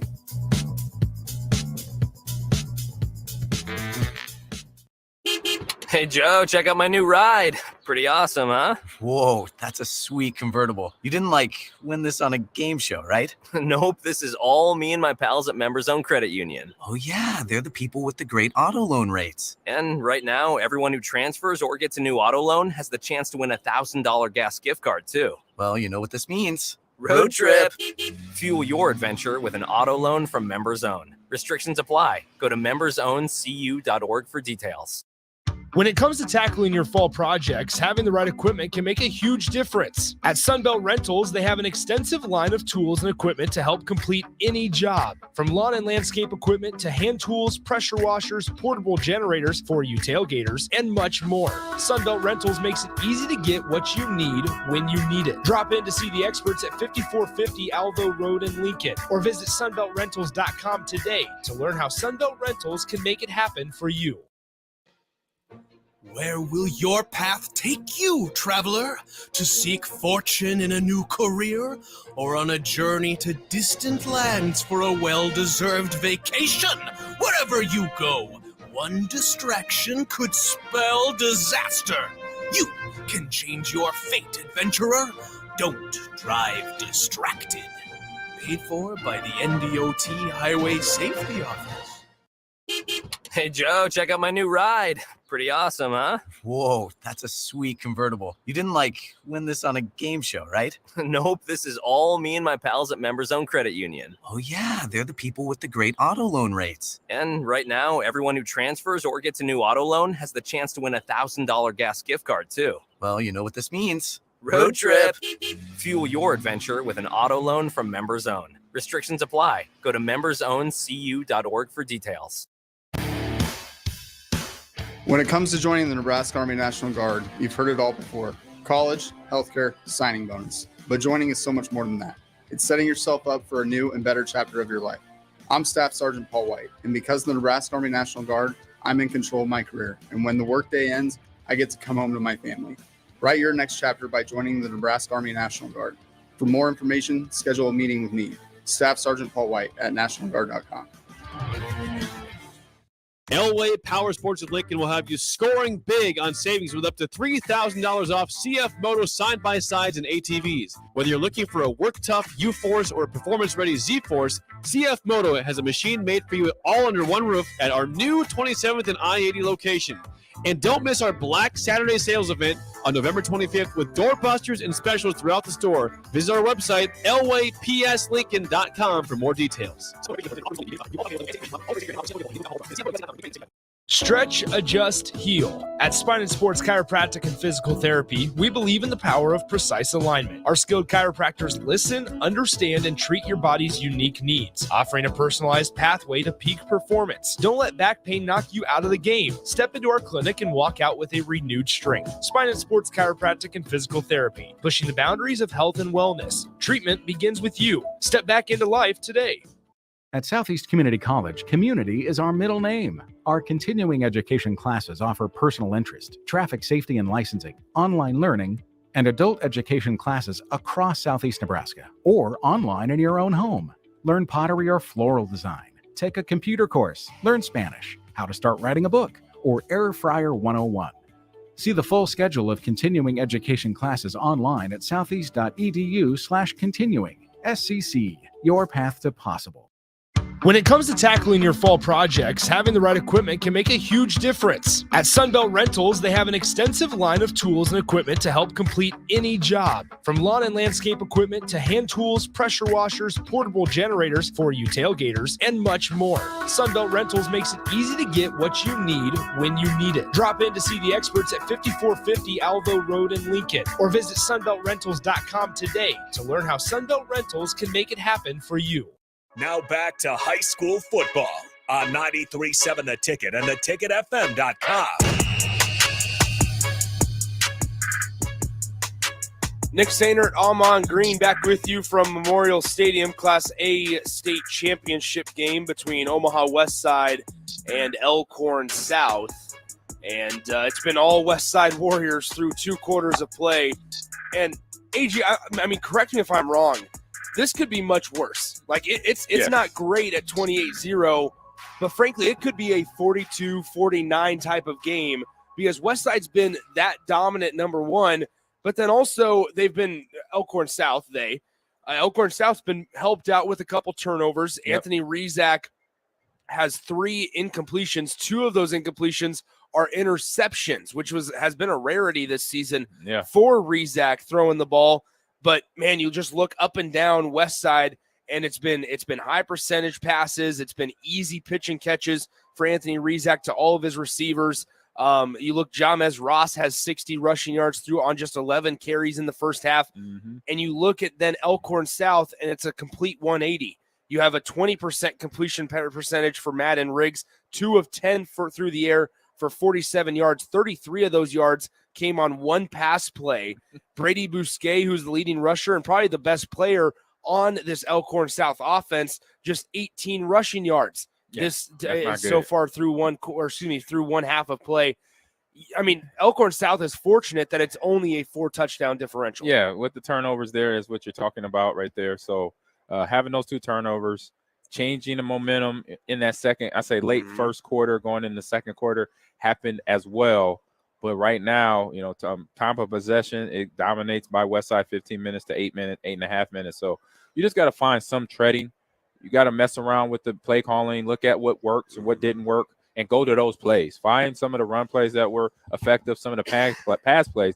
But then boil down to things, you just got to make sure receivers catch the ball, quarterback throws it accurately, because that's when you saw the mistakes happen. You saw drop passes that should have been caught. You saw interception. The pick 6 was something where he had no pressure on him, just throw and catch. And so really shake off the nervousness that's going on, the anxiety that I see what's going on with Elkhorn South playing against a very good, respectable Westside team. They knew what they were going to get into. It was going to be a dogfight out here, and right now they're losing that fight. But it has, another half to play. Yeah. They can gain back that momentum, get a little fight back, get in the end zone. You get in the end zone, and then we'll see how Westside reacts. But I'm pretty sure it's not going to be much different, because even after the turnovers, didn't slow them down. You didn't see no hesitation from their mistakes. And so that's going to be the big proven factor is once Elkhorn South gets in the end zone or even gets a field goal, see what Westside does after that and reacts. I'm pretty sure it's going to be what we've been seeing, what everybody's been seeing all season long, and what we've seen tonight here on Tom Memorial Field. Well, I mean, here's the thing. Elkhorn South, just 74 total yards in that first half compared to 239 for the Westside Warriors. Westside did commit 5 penalties for a total of 50 yards in those first 2 quarters of play, but it obviously did not hinder them too much as a program, and they dominated time of possession 15.5 minutes with the football and just 8.5 minutes with the football for Elkhorn South. When you look at this second half, I mean, for Elkhorn South, they're going to get the first crack at it. They won the toss at the start of the game. They elected to defer. They're going to be going with the wind here in quarter number 3. This is an opportunity to maybe get 2, maybe 3 touchdowns if able, because once you turn around and go in towards the wind, it's going to be more difficult to kind of make up some ground. Yeah. So use the wind to your advantage. That means get the ball to the running back, short screens, just as Westside did in the first half, and gain that momentum bit by bit. If you're going to get only 2 or 3 yards per rush, let's start with that and then build that up to 5 yards. But that's effort we got to see from the offensive line. We got to see catches being caught by the wide receivers, and then the running backs that have picked up yardage when they had the opportunity to make sure that the offensive line continues to get to their run fits, move Westside D-line out of there and linebackers out of there too, because once the ball is snapped, a ball is determined, and then it's determined which way it's going. We see a lot of black and red helmets getting to the ball, suffocating the run game or suffocating whoever has the ball, making sure they do not pick up yardage. So keep the mistakes to the minimum, because right now there's no room for error and no time on the clock to try to get back in this game where you give them the ball back on a lot of occasions. It's been a really good day of football. We started it this morning at 10:15 a.m. with number 1 Wahoo and number 2 Boone Central. These 2 defenses, AG. How about this? Boone Central came into the game allowing just 4 points per game. Wow. Wahoo came into the game just allowing 5 points per game on average. It was incredible defense on display. Just the sure tackling, the technique, the form, the fundamentals, the discipline was so incredible to watch. in Class C1 action. Boone Central won 12-0 in that Class C1 football game earlier this morning. Then in the afternoon matchup between Norfolk Catholic and Ord in Class C2, Ord led 3-0 at one point through one quarter of play, but then Norfolk Catholic scored 21 points in the second quarter and 20 points in the third quarter. With a scoreless fourth quarter, they win 41-3 over the Ord Chanticleers. And then obviously tonight, a lot of talent on this field. Don't let the scoreboard fool you. There's a lot of good football being played right now in Memorial Stadium in the Class A state title game. Unfortunately, it's just a lot of it's being played by Omaha Westside and not so much by Elkhorn South, but that's not a knock on their talent. We've seen some really nice tackles, plays made defensively from Elkhorn South. Ashton Murphy's made a big stop. We saw Ty Nielsen with a couple good coverage plays in the defensive backfield. There's been some good plays. Unfortunately, just not enough to really negate all the mistakes they've made. Yeah, not enough, but just got to find opportunities. You know, create the time, take away the mistakes, no MAs, things of that nature to help yourself get back in this game, because you're not going to do that if you do those things that I just mentioned against a good, well-coached, and then also great athletic Westside squad, you're not going to get back in this game. So keep everything on a minimal. Yeah, Elkhorn South, like I said, going to get an opportunity that AG's talking about right out of the gate. They're going to receive the second half kickoff, and we're less than 10 minutes away from getting things rolling here in the second half. And so let's go ahead and step aside. When we return, we'll have second half action from Memorial Stadium in the Class A title game as Elkhorn South looking for answers, down 28-0 to the Omaha Westside Warriors and all of their talent on this field. Nick Sainer, Amon Green, huge shout out to Harrison Arns back in the studio, pushing all the buttons and making sure we sound okay for you guys. And appreciate you guys for listening to high school football action all day long. I just mentioned we've been on the air since 10 a.m. We kind of took a break for about an hour and a half, came back from 2:30, I should say, all the way until about 5 p.m., and here we are once again at 7 p.m. We hopped on the air, and we're going to be coming your way until about 10 p.m. later tonight. So it's going to be a full day of football, and there's something about daytime football on Thanksgiving week that, you know what, we're a pretty big fan of, and we're going to experience it again on Thursday and then on Friday. Yeah, no, you definitely love. I say you got to have football all day, all the time. This is a football state, as we both know.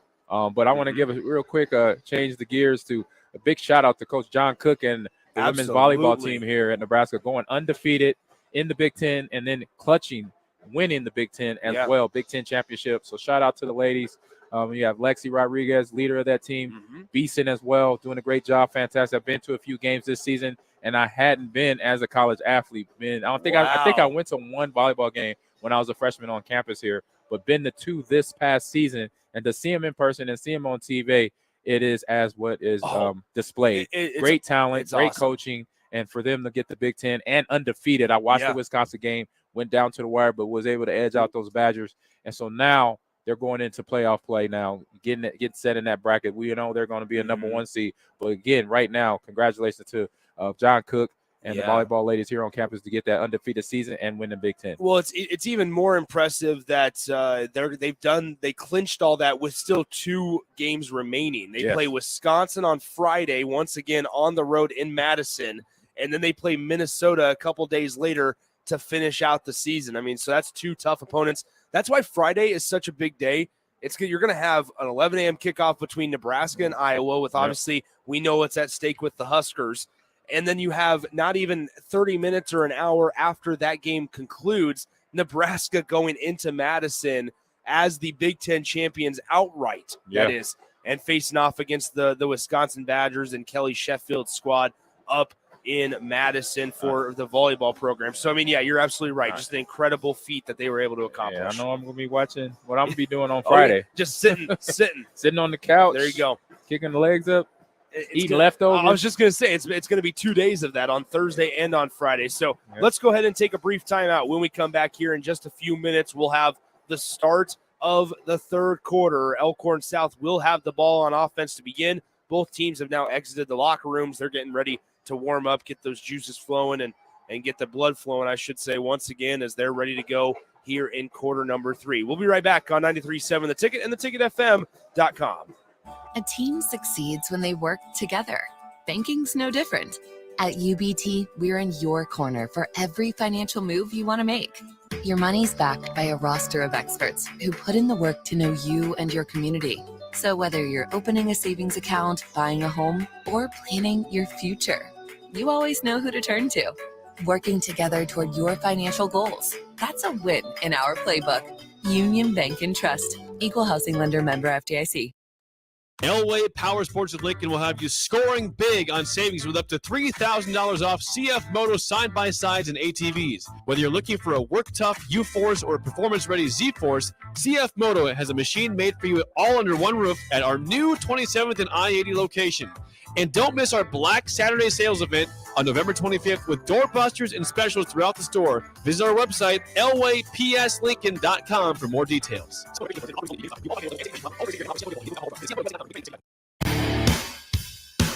When it comes to joining the Nebraska Army National Guard, you've heard it all before. College, healthcare, signing bonus. But joining is so much more than that. It's setting yourself up for a new and better chapter of your life. I'm Staff Sergeant Paul White, and because of the Nebraska Army National Guard, I'm in control of my career. And when the workday ends, I get to come home to my family. Write your next chapter by joining the Nebraska Army National Guard. For more information, schedule a meeting with me, Staff Sergeant Paul White at nationalguard.com. At Southeast Community College, community is our middle name. Our continuing education classes offer personal interest, traffic safety and licensing, online learning, and adult education classes across Southeast Nebraska or online in your own home. Learn to ride a motorcycle, how to start a small business, how to dance, or take a course to advance in your current career path. See the full schedule of continuing education classes online at southeast.edu/continuing. SCC, your path to possible. Elway Power Sports of Lincoln will have you scoring big on savings with up to $3,000 off CF Moto side-by-sides and ATVs. Whether you're looking for a work-tough U-Force or a performance-ready Z-Force, CF Moto has a machine made for you all under one roof at our new 27th and I-80 location. And don't miss our Black Saturday sales event on November 25th with doorbusters and specials throughout the store. Visit our website, elwaypslincoln.com for more details. You don't think about your roof very often, but you should never take it for granted. Roofing Service Company takes every measure to provide you with the highest quality roofing solution. Whether it's a new roof installation, roof repair, or a re-roofing project, their overall goal is to provide you with a pleasant experience and a long-lasting roof. If you have a need for siding or gutters, they're your place too. Visit roofingservicecompany.com for more info today.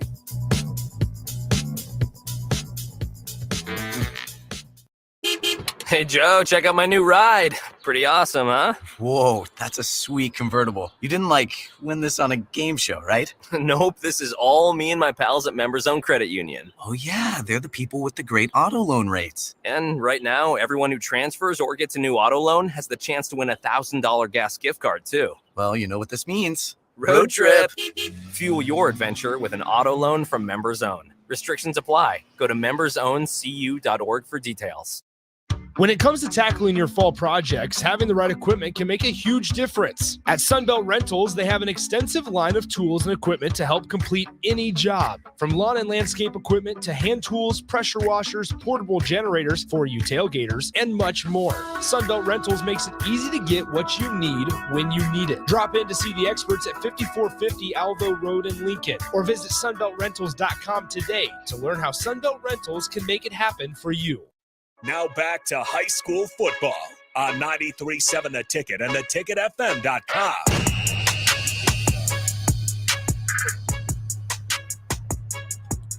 Nick Sainer at Amon Green back with you from Memorial Stadium. 28-0, the halftime score between Omaha Westside and Elkhorn South. The Warriors up by 4 touchdowns. Something to watch here in this second half also, Amon, is Brady Bousquet. We saw him come back into the game, but to what extent, right? They're going to need Brady Bousquet, the leading rusher for the Storm, to really be at his best in the second half if they want to make a comeback. 100%. And really what Westside is going to do is test that shoulder. We saw him go out with the shoulder injury and was basically disappeared on the sideline. Probably took him into maybe, take off the shoulder pads, really get an deep inside look to see how bad he was with that shoulder injury. But he was able to return, and he's right there coming back on the field right now, being one of the kickoff returners right now. A guy, though, that he's one of those players that if he gets going, this team could get rolling again and get some enthusiasm behind themselves and then confidence to get back in this game, because as quick as Westside scored those 28 points, the same thing can happen for Elkhorn South here in the second half. Yeah, you're absolutely right. Once again, this is an Elkhorn South defense that is only allowing 11 points per contest on average, and Westside puts up an uncharacteristic 28 on this defense. Not uncharacteristic for Westside, but uncharacteristic for Elkhorn South in that first half alone. So we'll see what happens. Obviously, the running clock is something that maybe has been discussed, as it's a 35-point rule here in high school football, as this kick will go into the end zone for a touchback. Elkhorn South will be going into the wind to start here in quarter number 3. And so when you look at Elkhorn South, they'll take over 1st and 10 at their own 20-yard line. Madden Riggs, the quarterback, leads the way for Elkhorn South. We haven't called Luke Hoskinson, the son of Matt Hoskinson's name, a whole lot tonight. He's one of the leading receivers for this Elkhorn South team, as Brady Bousquet bounces off 2 tackles and then gets taken down at the 24-yard line. That's going to bring up 2nd down and about 6 from the 24. So there you go. First play right there. Give it to one of your best players. Get him in the rhythm. Same as what Westside did in the first half. They had the 2 screen plays to Cotton, and then one over, and then a couple run plays to Ross, where he broke down on the 35-yard run. So getting those players that are key players on your roster going early is important. Handoff once again. Brady Bousquet dances in the backfield. Now kind of knifes his way forward for a nice gain of another 4 yards. And so 3rd down and 2, and this makes it 3rd down and extremely manageable, because you're able to do quite a few things offensively if you're Elkhorn South. Yeah, this is what you want. A lot of the series in the first half, Elkhorn South didn't have this manageable distance. So having a 3rd and short, 3rd and 2 right here is very good when you offensive coordinator or the head coach look at the plays, offensive play calling, and you're like, you know what, we got a lot of plays to select here. What we could do, we could run the ball here or even go to the air. So now they'll hand it off. Bousquet going forward, barrels over, and it's going to be a 1st down. And I think another thing, Amon, is that there's no touchdown. There's not a 14-point play. There's not a 21-point play.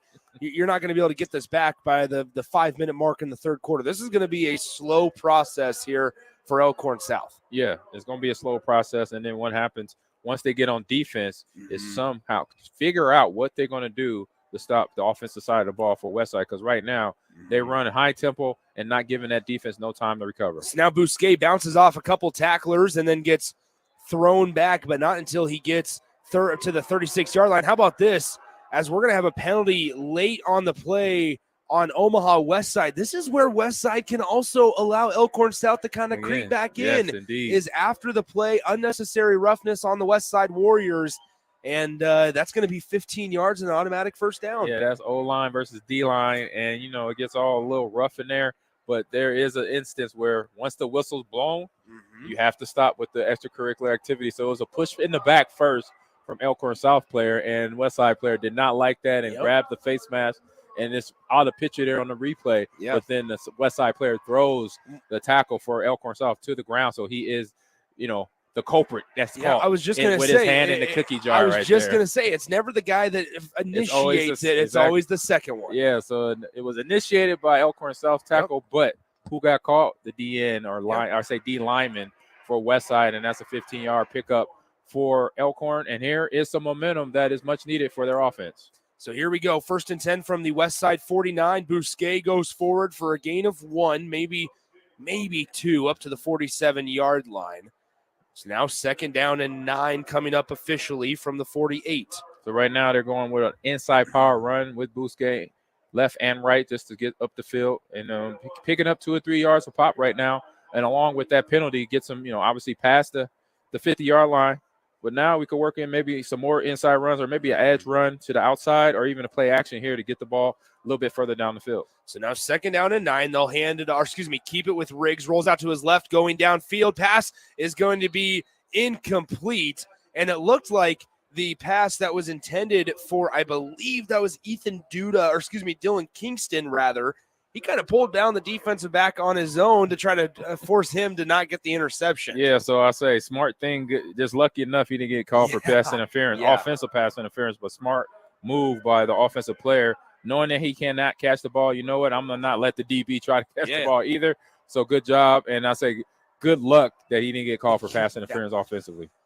As Kingston tried to play a little bit of defense there, needed to. They'll keep it with Riggs, getting pressure, gets hit hard, pass across the middle, it's intercepted. Caleb Benning going back the other way, across the 50 and out of bounds at the 45. And once again, we see a tipped pass that should have been caught, should have been hauled in. Second, it goes third, fourth. It goes right into the lap of Caleb Benning. And guess what? Madden Riggs, who got drilled off the edge, is laying down on the turf. The backup quarterback is down on the turf for Elkhorn South. They're going to roll him over to his back, and we're going to go ahead and take a quick timeout. Don't go anywhere. Westside turns over Madden Riggs, but Riggs, unfortunately, is laying down on the turf, banged up and getting tended to by the trainers. That might be Booski. And that's number 3, Madden Riggs. Yeah, I saw the replay. Looked like it may be him. It may not be. So we're gonna go ahead. We're gonna go ahead and take a break. We'll be right back in a few minutes, and we'll give you an update as soon as we have one. And we'll do that coming up next on 93.7 The Ticket.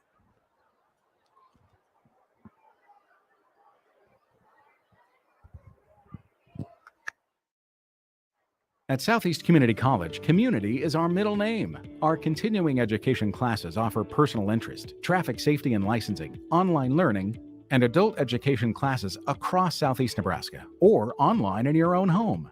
Learn pottery or floral design, take a computer course, learn Spanish, how to start writing a book, or Air Fryer 101. See the full schedule of continuing education classes online at southeast.edu/continuing. SCC, your path to possible. Now back to high school football on 93.7 The Ticket and theticketfm.com.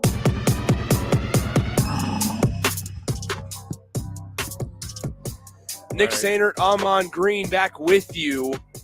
The sophomore quarterback, Joseph Fichter, is warming up on the sideline currently. Remember, this is an Elkhorn South team that lost Carson Ronner, their initial starting quarterback, to a severe leg injury at the start of the season.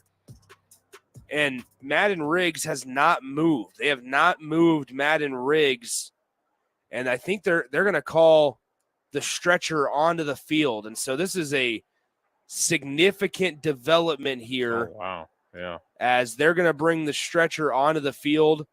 And the entire Elkhorn South bench is currently on a knee. The entire Elkhorn South faithful is currently on one knee as their quarterback is unfortunately laying down on the turf. So scary situation here for Elkhorn South as they trail 28-0, and their quarterback is now down on the field. We're going to go ahead and step aside for a few minutes while they tend to Madden Riggs, and we'll be back in a few minutes when play is able to be resumed here from Memorial Stadium on 93.7 The Ticket. You can search online for hours to find the best electricians in Lincoln and the surrounding area, but I'll save you time. High Electric has been serving their customers for 30 years for both residential and commercial properties. They're experts in everything electrical, from remodeling to new additions, hot tub installations, electric vehicle chargers or EV chargers, lighting, ceiling fans, and more. High Electric takes jobs from Beatrice to Omaha and all towns big or small in between. Call them today at 402-466-6606 or learn more at highelectric.com. Where will your path take you, traveler? To seek fortune in a new career, or on a journey to distant lands for a well-deserved vacation? Wherever you go, one distraction could spell disaster. You can change your fate, adventurer. Don't drive distracted. Paid for by the NDOT Highway Safety Office. When it comes to joining the Nebraska Army National Guard, you've heard it all before. College, healthcare, signing bonus. But joining is so much more than that. It's setting yourself up for a new and better chapter of your life. I'm Staff Sergeant Paul White, and because of the Nebraska Army National Guard, I'm in control of my career. And when the workday ends, I get to come home to my family. Write your next chapter by joining the Nebraska Army National Guard. For more information, schedule a meeting with me, Staff Sergeant Paul White at nationalguard.com. At Southeast Community College, community is our middle name. Our continuing education classes offer personal interest, traffic safety and licensing, online learning, and adult education classes across Southeast Nebraska or online in your own home. Learn pottery or floral design, take a computer course, learn Spanish, how to start writing a book, or Air Fryer 101. See the full schedule of continuing education classes online at southeast.edu/continuing. SCC, your path to possible. My dream was to work in commercial banking, but it required a college degree and I didn't have one. I found out that Doane had classes for adult learners on the Lincoln campus and online. So I earned my bachelor's degree, and 5 months later, I landed my dream job. I decided to continue my education, and now I'm working on my MBA at Doane. For me, the Doane experience has been life-changing. Where will your path take you, traveler? To seek fortune in a new career, or on a journey to distant lands for a well-deserved vacation? Wherever you go, one distraction could spell disaster. You can change your fate, adventurer. Don't drive distracted. Paid for by the NDOT Highway Safety Office. You don't think about your roof very often, but you should never take it for granted. Roofing Service Company takes every measure to provide you with the highest quality roofing solution. Whether it's a new roof installation, roof repair, or a re-roofing project, their overall goal is to provide you with a pleasant experience and a long-lasting roof. If you have a need for siding or gutters, they're your place too. Visit roofingservicecompany.com for more info today.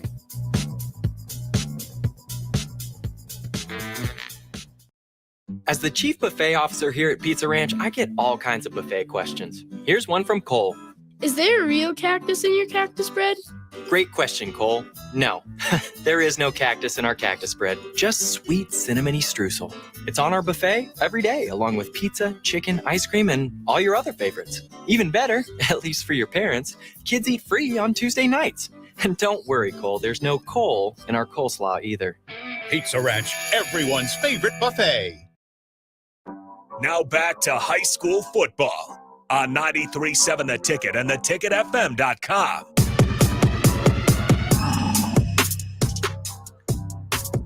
Nick Sainer back with you from Memorial Stadium. They're still tending to the injured Storm player on the field. They have not moved him.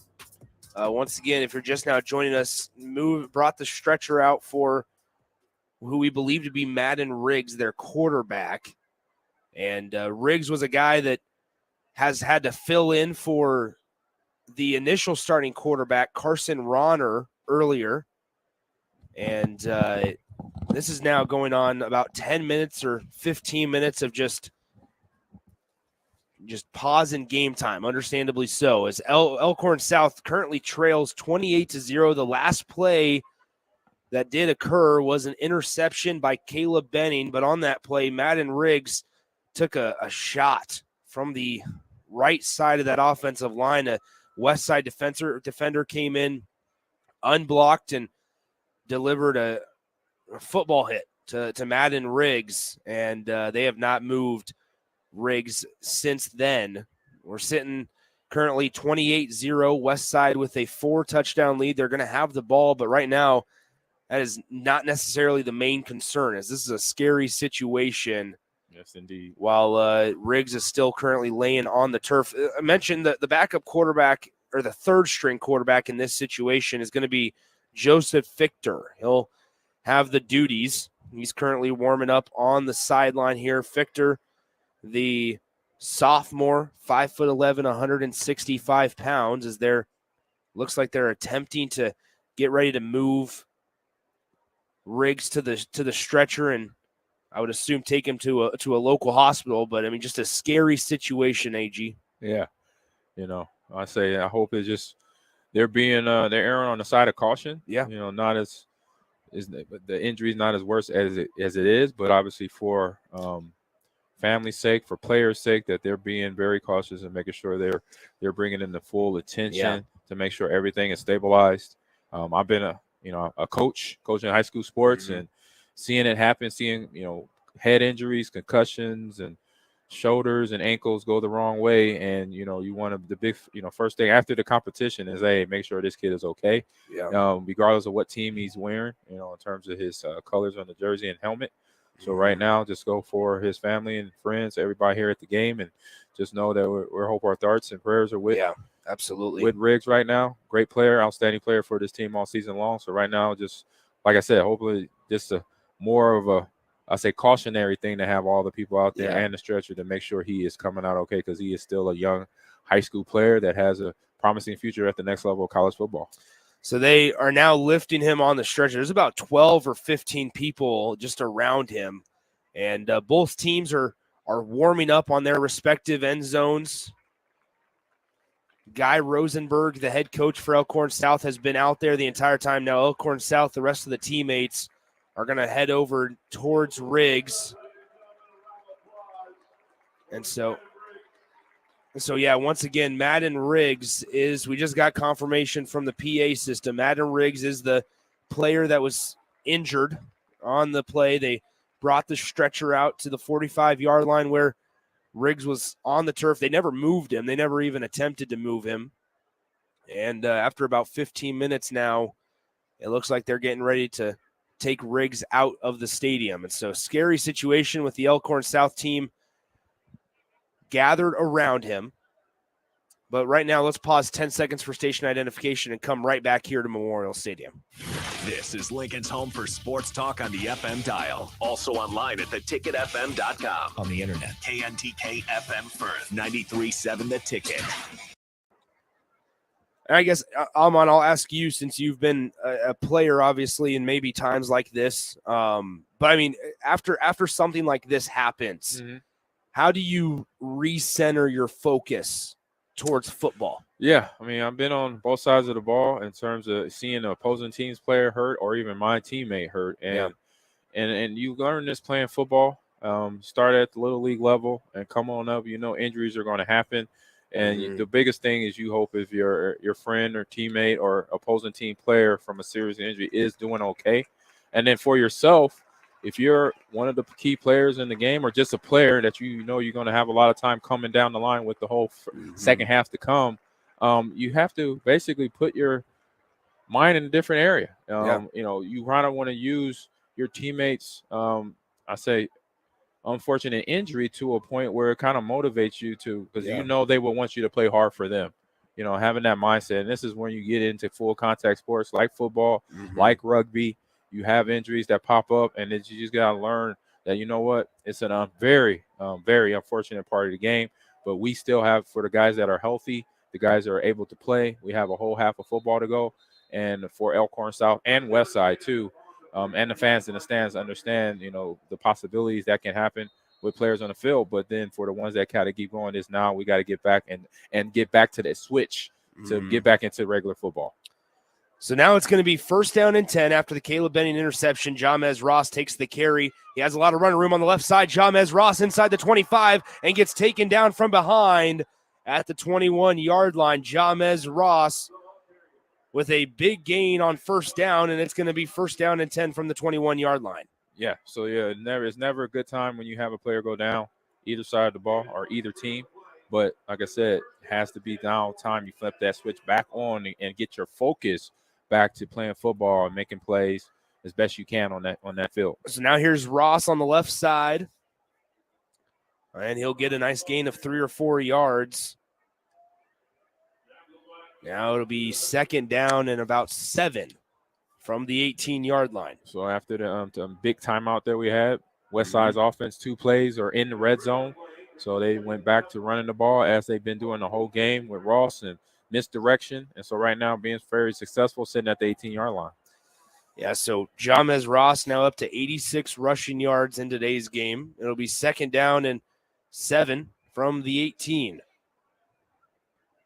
Snap back. Rezak hands it off. Ross once again, and he's immediately taken down, by McCord or Geezer. about 3 yards past the line of scrimmage. It'll be another 3-yard gain, makes it 3rd down and 4 from the 15. Yeah, if it ain't broke, don't try to fix it. 3 yards a pop, 4 yards a pop here. It's something that consistently you won as a run game. Overall for the game, 4.8 yards per carry as a team is something very efficient because that means every couple plays you are sitting at 3rd and short or 1st down. So good job by Westside's offense right now.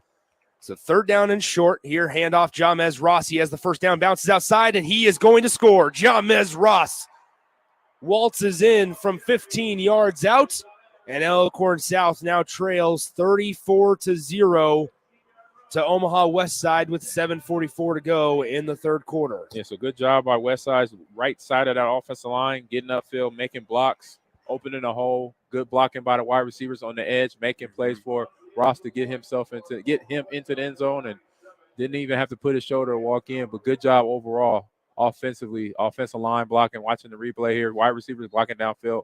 Caleb Benning as well, getting Ross into the end zone. So it's basically back to back to par for Westside's offense. And I say all season long, what I'm seeing now, and just imagining going on for games this season. A lot of high up-tempo offense, and that right there, not giving the time of the defense to rotate personnel up the D-line, and sometimes the linebackers need to catch their breath, and Westside has figured out a nice little formula of not doing that. And when you don't do that, then you got a tired defense come getting in the red zone. Then it's a lot easier for your offense to get the ball in the end zone. So there you have it, 35-0 the score, 7:44 to go in the 3rd quarter.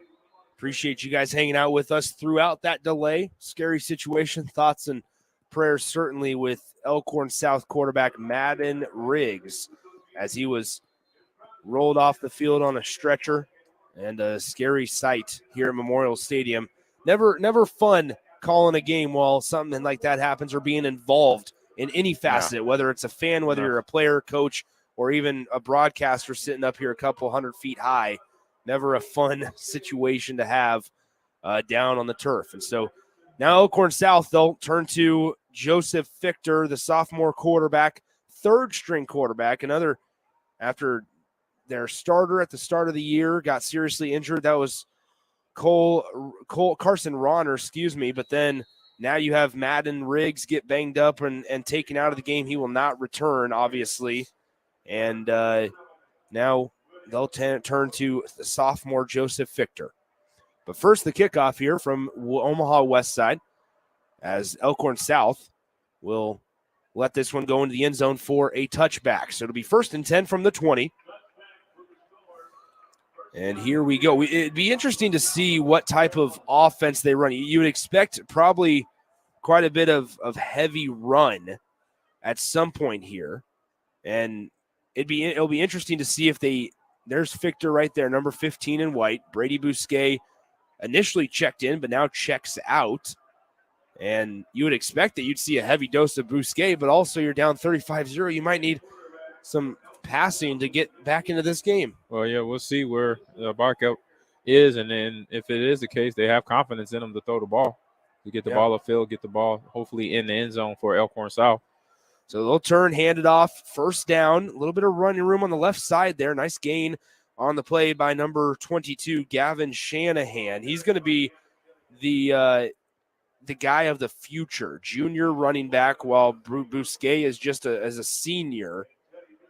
But Shanahan, number 22, the 5'9", 185 guy, is going to be the man with the plan next year, I suppose. 2nd down and 6 coming up, ball on the 24-yard line. 7:13 to go in the 3rd quarter. So two wide outs to the far side. Shanahan to the right hip of the new quarterback, Fichter. They'll hand it off to Shanahan. He tries to bounce it outside to the right. Gets spun around and down at the 25. Now a little bit of extracurricular, but no penalty flag called on the right side. Past the 25-yard line to the 26. Yeah, I believe that was Caleb Benning coming in for the hit from the defensive backside on the left side of the field. Good contact there to get the runner down, and we're looking at 3rd down and about 4 or 5 right here. And so hopefully, I say for Elkhorn South's sake, they could get a conversion here, get momentum going their way to get some semblance of an offensive game off passing the ball or running the ball here against this Westside defense. So 6.5 minutes to go in the third quarter, 35-0. It's been all Westside Warriors here in this one. Victor takes the snap, jet sweep. It's going to be a wide receiver pass, and it's just out of reach for Dylan Kingston. It would have been 6, but it was just out of reach on the pass from Brady Bousquet. Good try there by coach there and his team. Nice flea flicker, reverse, jet sweep pass. That's just a little bit out of reach, and that's just a situation for the running back or the receiver at the time takes a hit right there on the throw. And I'm surprised that wasn't a flag thrown either. But you got to set them up on that play. Go in the huddle. You hear the play call. Tell your receiver, hey, set your feet and just follow through the fold. Don't overthrow him. Throw the ball to the guy, and I think that would have helped him there. So now we got a punt. So here's the punt fielded by Caleb Benning. Slips 2 tackles, lowers that right shoulder, gets across the 40-yard line. Nice physical return by Caleb Benning. And with 5:38 and counting, Omaha Westside takes over on the Elkhorn South side of the 50. And right now, also for Elkhorn South, regardless of the scoreboard, just come out here and play hard. You want to give it up for Madden Briggs, so you want to come out here and play hard for your teammate who went down, and just for your high school. You want to don't put your head down yet, regardless of what the scoreboards. Come play hard. You did earn your right. This is the championship game, so come out here and still play hard. Don't give another inch if they can to this Westside's offense. Work to where they try to make a play for themselves and get something out of this game to use this experience and looking forward in life. Fellow Omaha Westside alum Tristan Alvano, who made his name known across the state last year in the Class A state championship game. He is standing on the sideline down by Omaha Westside. He went 5 for 5 kicking field goals last year, including the game winner as time expired in the Class A state championship game. Then just a couple days following that, Matt Rule and the staff offered Tristan Alvano a spot to play at Nebraska, and obviously we know the rest of the situation here. So good move. Second down and 6 here. Quick pass out left side, pass caught, first down and a little bit more for good measure. Trevor Spady, the receiver on the play. Nice throw by Anthony Rezak. They'll respot the ball, and the clock continues to move with a 35-point lead. It is a running clock in high school football. And you said what? Tresac, the kicker. That's his name? Tristan Alvano. Tristan Alvano. Yeah. Wearing a good number there, too. There you go. Number 30 on. It looks familiar out there. Not quite the same size, but it's okay. Okay. Oh, nice one-handed grab by Trevor Spady on the edge as he's thrown out of bounds after a 7-yard gain. Up inside the 20-yard line they go. Yeah, I always give I was a special teamer myself, punting the ball and kickoff return. So to have them get Tristan that number feels real good. He got a little spunk to him, and he was excited. Actually, I saw the replay of that. They played it several times. Yeah. This playoff season of him hitting the game winner for against this, I believe, Elkhorn South team, correct? It was against Gretna last year. Gretna, there you go. Yeah, Gretna, I believe, last year. So now here we have it inside the 10-yard line. Jamez Ross. Still picking up good yardage. Westside just doing whatever they want on offense. Yeah, Jamez right now over 100 yards, 108 for the day, 6.8 a carry. What you want as an offensive coordinator, run game technician is have your run game, your offensive line going downhill for the whole game, and then here in the third quarter, capping 100 yards, and I'm pretty sure he's not going to slow down from here. So 35-0 the score, 2:41 and counting remaining here in the third quarter. Rezak in a similar formation that we've seen many times tonight. They've scored a touchdown out of that. Quick pass, fakes it, looking Caleb Benning's way now, looking right side, rolling to the right, being pressured off the edge. Now throws it away. There's nobody in that area, but they're going to say he was out of the tackle box. Yep. So no intentional grounding on that one. No intentional grounding, so smart play. Find nobody open. Ross tried to belly back and flip into the middle of the field, but by that time, Ryzak had too much pressure in his face from the Elkhorn South defense. So a quick shout out to Mike Ferguson and the chain gang down there. There you go. A lot of yardage pickups from Westside in this game. So shout out to my man Mike and crew. Yeah, they've had to move a lot, especially when Westside has the ball. 100%. Second down and goal from the 6-yard line. Snap back, handoff. Jamez Ross up the middle, makes one guy miss, makes two guys miss, and now taken down at the 2-yard line is Ross. Ross trying to get into the end zone for the second time tonight. He now has over 120 rushing yards this evening against Elkhorn South. Yeah, doing a good job. Good sidestep, side move in space. Not a big back, but has good foot movement and never stops his leg drive so far. When I've seen him in the little scrums, his leg movement is always moving straight ahead. So now Ross with the carry, and he waltzes in. Touchdown, Omaha Westside. And now that is a 41-0 lead for the Westside Warriors. Right now for Westside, it's just a matter of basically running basic techniques of what they've been running year round. Yeah. We got an inside ISO play here with the choice of the running back to either bounce it outside, inside, and really it's a 1-yard run there. So you don't really have to do much other than take 2 steps forward, and he was into the end zone in terms of Ross. Getting his, third touchdown of the day? Yeah, second touchdown of the day for Jamez Ross. Kick is up, and it is good. So with 1:10 remaining here in the third quarter, your score, Omaha Westside 42, Elkhorn South 0. As there's 1:10 remaining here in quarter number 3. Let's take a 60-second timeout and be right back on 93.7 The Ticket. As the chief buffet officer here at Pizza Ranch, I get all kinds of buffet questions. Here's one from Cole. Is there a real cactus in your cactus bread? Great question, Cole. No, there is no cactus in our cactus bread, just sweet cinnamony streusel. It's on our buffet every day, along with pizza, chicken, ice cream, and all your other favorites. Even better, at least for your parents, kids eat free on Tuesday nights. And don't worry, Cole, there's no coal in our coleslaw either. Pizza Ranch, everyone's favorite buffet. You don't think about your roof very often, but you should never take it for granted. Roofing Service Company takes every measure to provide you with the highest quality roofing solution. Whether it's a new roof installation, roof repair, or a re-roofing project, their overall goal is to provide you with a pleasant experience and a long-lasting roof. If you have a need for siding or gutters, they're your place too. Visit roofingservicecompany.com for more info today.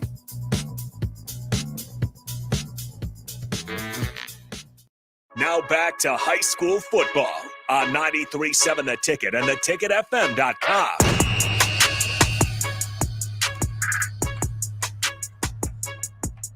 Nick Sainert, Almond Green, back with you. Memorial Stadium, the site for the Class A title game. And I will say the mood has somewhat shifted here as big special teams return play here by Ty Nielsen across the 35-yard line. Scratch that. That's Gavin Shanahan, 22, not number 2. Across the 35-yard line. Nice return on the play. Mood's kind of shifted, though. You can kind of see it in the demeanor of the Elkhorn South, squad. Just not very energetic, maybe. And part of that's the score. Part of that also is what happened to their quarterback. Yeah. So, thinking about their teammate, the brothers in arms right there, and then obviously the situation they sitting in, still playing in this game right now with no points on the board. But you got to have the player. You got to have the mindset. You know what? We got to, regardless of what's on the board, let's go out here and play football. Let's give them a rough rest of this third quarter, and then 12 minutes to go in the fourth once we get to the fourth quarter. A little bit of a wildcat set as Brady Bousquet is going to take the handoff, the snap, and then take it to the right side for a gain of 2 yards. Tackle made at the 42-yard line. That's going to be the last play of the third quarter. So with that, let's go ahead and we'll take a quick 60-second breather. And when we return, we'll have the start of the fourth quarter of play in the Class A state championship game right here on 93.7 The Ticket.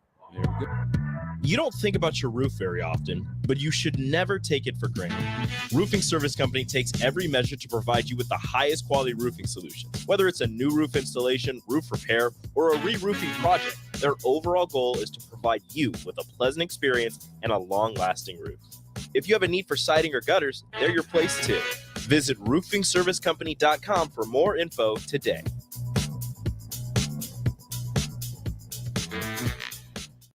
Get rid of pesky critters once and for all with Bats to Rats. Their expert team is here to help you reclaim your home. No more sleepless nights caused by crawling critters or flapping wings. Bats to Rats ensures a safe environment for every family member. Check the website at batstoRats.com for amazing offers, and if you mention this ad, you'll receive $10 off your initial inspection cost. Don't allow uninvited guests to take over your home. Trust Bats to Rats for a peaceful and rodent-free living space. Stretch, adjust, heal. At Spine and Sports Chiropractic and Physical Therapy, we believe in the power of precise alignment. Our skilled chiropractors listen, understand, and treat your body's unique needs, offering a personalized pathway to peak performance. Don't let back pain knock you out of the game. Step into our clinic and walk out with a renewed strength. Spine and Sports Chiropractic and Physical Therapy, pushing the boundaries of health and wellness. Treatment begins with you. Step back into life today. Where will your path take you, traveler? To seek fortune in a new career? Or on a journey to distant lands for a well-deserved vacation? Wherever you go, one distraction could spell disaster. You can change your fate, adventurer. Don't drive distracted. Paid for by the NDOT Highway Safety Office. Now back to high school football on 93.7 The Ticket and theticketfm.com. It's time to start the fourth quarter of play from Memorial Stadium, 42-0. The score between Omaha Westside and Elkhorn South. Omaha Westside up big in this one. They're well on their way to the second straight back-to-back state titles. Right. So here's Elkhorn South to start, 2nd down and 8. They'll send a guy in motion. Now hand it once again or keep it with Brady Bousquet, who takes it out of the Wildcat. I would imagine that we'll see a lot of that here in the fourth quarter. Just keep it with Brady Bousquet, one of your best playmakers. Yeah, you got your third-string quarterback in now. And Westside is doing a good job. Just took a peek at their D linemen. They're doing a good job of. They got went from a bare front where you cover the center and both guards to a little bit wider, so you still have the nose guard on the center, but then you push the three techniques out to, I say, shade on the outside shoulder of the guard, and then they're two gapping it, so they're doing a good job of making sure they pull up, extend those arms, and then kind of peeking on the left and the right side of that guard or tackle that they're on to see where the ball is going. So now on 3rd down, Fichter, pass is going to be incomplete through the hands of the intended receiver, number 45 for Elkhorn South, Seth Whiteley. And on 4th down, they're going to punt this one away. Yeah, so they tried to, they run the ball, not getting much, but still third-string quarterback, you got to try it, and they did. They tried to make a completion there on that pass play.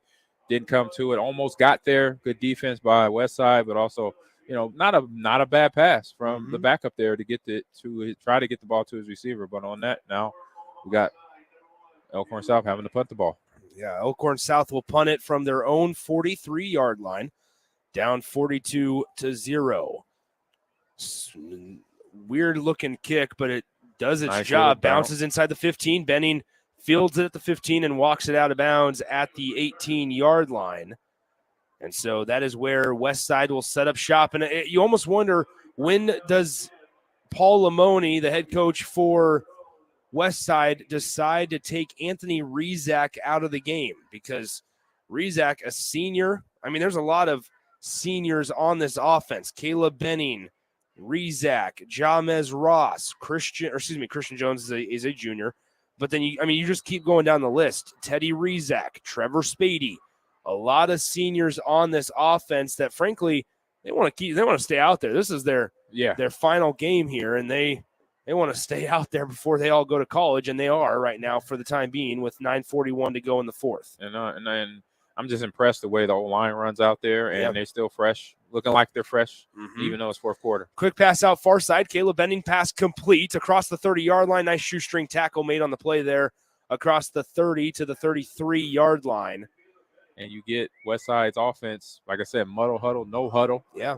The ball set. The offensive line is hovering right around where the referee just placed it. So that gives, like I said, Elkhorn South or any team, D lineman, no time to personnel shift, knowing that it's a run coming at you or maybe a pass. None of that time is let up with the quick offense. Yeah, quick pass out far side. Caleb Benning bounces off one tackler, still on his feet, gets another 15-yard gain up to the 45-yard line, maybe even the 46, and that's going to be another first down for Westside. Good job of Caleb being physical there. You got a screenplay. You didn't look like much over there. A lot of defensive backs and a lot of defenders there from Elkhorn South in his face, but he was able to pick up 15 yards, making a lot of movement, a lot of small moves, making a lot of guys miss, kind of like a phone booth there to pick up another first down for Westside. So 1st and 10 from the 46-yard line. Quick pass out far side, hauled in, and it's another 11-yard gain on the play. I mean, just time after time, just death by a million paper cuts, it feels like, as it's just 7-yard gain, 11-yard gain, 15-yard gain, 6-yard run, whatever the case may be. They just move it so consistently. Yeah, that was Christian Jones on that last play right there. Looked like another screenplay, but another effective 11 yards like you mentioned. First down. So 1st and 10 from now, the 41-yard line of Elkhorn South. Rezak back to pass. He's going to take a shot downfield intended for Caleb Benning, and it's going to be hauled in by Benning on the far sideline. Nice job by the future Husker as he makes the catch at the 10-yard line. 1st and 10, or 1st and goal, rather, from the 10. Man, you see Benning, he's got him not quite beat, but able to high point the ball, as they say. He got mossed on that play over the top of the defensive back. Hands extended. Good job. I know Coach Rowe's going to like that because you have in your wide receivers that know how to high point the ball and know how to go get it over defensive back's head. That's what you want coming in here to Lincoln for next season. I'll say this. Caleb Benning doesn't have a touchdown tonight. I would imagine that they're going to try to get him one here as they quick pass it outside Benning, and he will score. Caleb Benning, as that might be the exclamation point, the cap on his Westside career, as he scores a touchdown, and Westside goes up 48-0 with 7:11 to go in the fourth quarter. Yeah, quick wide receiver screen, what they've been running since play 1 here tonight. Good blocking by the play side receiver that's sitting on the same side as Caleb to help get him into the end zone, and good mesh by Renner, by the QB. Get it out there fast and turn his hips and throw it, and good job with, like I said, execution from start to finish on that play. And the play they ran pretty much all game long has picked up positive yardage and another touchdown. So with 7 minutes and 11 seconds left in the fourth quarter, it's 49-0 here in the Class A state championship game. I mean, here's this. Jay and I have had the conversation many times about just the talent in Nebraska. It's there. The talent is here. It's always been here. Now, what I would also say is that a lot of it comes down to coaching because, frankly, it should not be 49-0 in a state championship game. No. There is better talent in Nebraska than to be a 49-0. And that's not taking anything away from Westside. They've completely earned this. I want to make that very clear. Completely earned this 49-0. And they've been the clear and far and above most talented team in the entire state the last couple of years. But it would be better for everybody involved if there are more teams like Omaha Westside, right? Or because right now it just feels so top heavy at times in Class A with the Omaha Westsides, the Millard Souths, the Elkhorn Souths, that a team from Lincoln struggles to make it. We haven't had a team from Lincoln in the Class A state championship game in quite some time. And so every year you're kind of pulling for a capital city team to make it and maybe knock off and upset one of these, high-powered and really talented Omaha teams, which once again, I'll say this and make it very clear, Omaha Westside has earned this. Now this kick, how about this? It goes off the back of an Elkhorn South defender and Westside recovers. And so with a 49-point lead, Omaha Westside will get back on offense. Yeah, when things going bad, then they just get worse from here. From what you're commenting on in terms of the power struggle between talent, it's a mixture of talent and good coaching. And what I've seen for this whole game, and something I'm pretty sure all the fans for Westside, all the fans for any opposing team that have faced Westside this season, having an offense that does not huddle, that means you're giving that defense no time to sub in, sub out anybody, not just the defensive line, but anybody. So when you have players that do get tired, linebackers, D linemen, the core middle of your defense. So running the ball, passing it all becomes a problem later in the games and at the start of a game too, because when getting to your second win sometimes takes a while for some players. Quick pass out near side is hauled in, and it'll be an 8-yard pitch and catch for once again brings up 2nd down and 2. And another good job by Anthony Redzak, getting the ball fast in his hands and then out. So good job by coaching staff developing quarterbacks that at the college level are going to have to do that. They're going to have to grab the ball from a center in terms of shotgun or under the center and then get the ball out of their hand fast. So now a quarterback handoff on second down. That'll be enough for the first down. So move the chains, first down and 10 from the 29-yard line. Rezak, excuse me. Yep. That's her earlier. But like I said, good job of QB development because getting the ball out from the screenplays from play one in this game till now, he gets the ball crisp in his hand. He gets it thrown out a good another 10, 15 yards going out to the slot receiver that's on the numbers. Yeah. And you got inside receivers blocking. So good job, good play design, good development of quarterbacks at Westside for what they can throw in their repertoire of plays. How about this? A burst up the middle by number 23, Brody Gock, the senior running back, getting his share of carries in this one. They have taken out the seniors for what it's worth.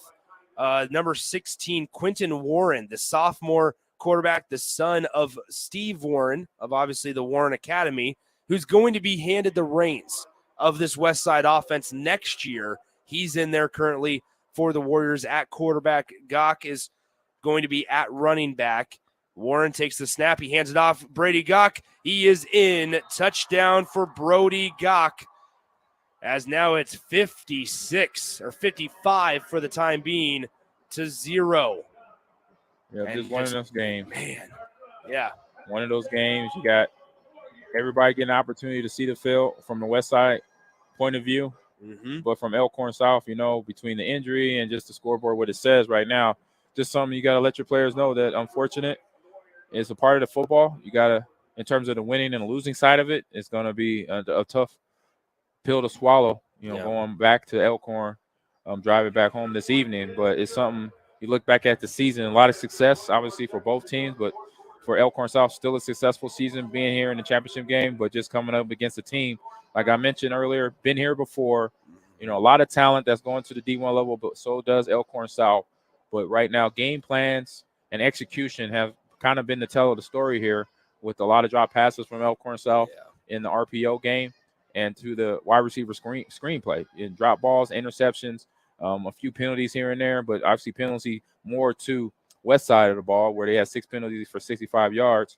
And right now, the time of possession is also king for them, 27 minutes to 15 minutes. So they almost doubled them in time of possession time. So that right there is kind of the tell of the table, what's been going on tonight here on Tom Osborne Field. So there you have it, 56-0, 4 minutes and 24 seconds remaining. It is a running clock, though, so once they kick it off, this clock will not stop. But Omaha Westside going to win back-to-back state championships. And they'll kick this one back off to Elkhorn South. Down the third-string quarterback, so it's hard to really get things going. I say looking forward, as some coaches sitting in this situation, you look at this tape later on at some point in time in the offseason and just look back at the start to the finish and showing this to veterans coming back, seniors, juniors coming back for next season for Elkhorn South to say, hey, we was in a tough game.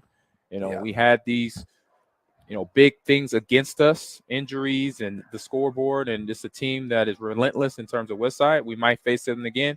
And so it's going to be something to look forward to come the next season for the 2024 season. So it's fielded on a line at the 10-yard line. Here's Brady Bousquet as he has a little bit of running room. Bousquet gets hammered down just past the 40-yard line at the 42. A nice return. Yes, it is. By Brady Bousquet, the senior running back. Hey, still playing hard. And that's what you want. Regardless of what the scoreboard says, you got to come out here and still give it 100%, until the game is over when it's officially 0-0 on that clock, 0-0-0-0. That's when you basically do not quit and keep showing that effort out here, as we've seen with Boucher and a lot of players on Elkhorn South squad. So 3:44 and counting remaining. Turns, hands it off. Here's a first down carry by number 34, Jaden Sutko on the left side. He lost maybe a half a yard on that play. So 3.5 to go here in the fourth quarter. This will be Omaha Westside's, as I mentioned, back-to-back state titles. They won it last season. They won it also in 2020. They've been runner-up every other year, though, in between. They were runner-up in 2019. They were runner-up in 2021, and then winning it in 2020 and 2020 and 2022, and now getting their second straight in 2023. I mean, just real impressive to not only achieve reaching the state championship the match in 5 straight years, but now winning 3 out of the 5. So Yeah, nice hit on the edge there after a 1-yard gain. That was getting tackled by his own big guy right there. By Elkhorn tackle right there. Fumbled the handoff a little bit. Yeah. So like I said, it just seems focus has been off for Elkhorn South since the start of this game.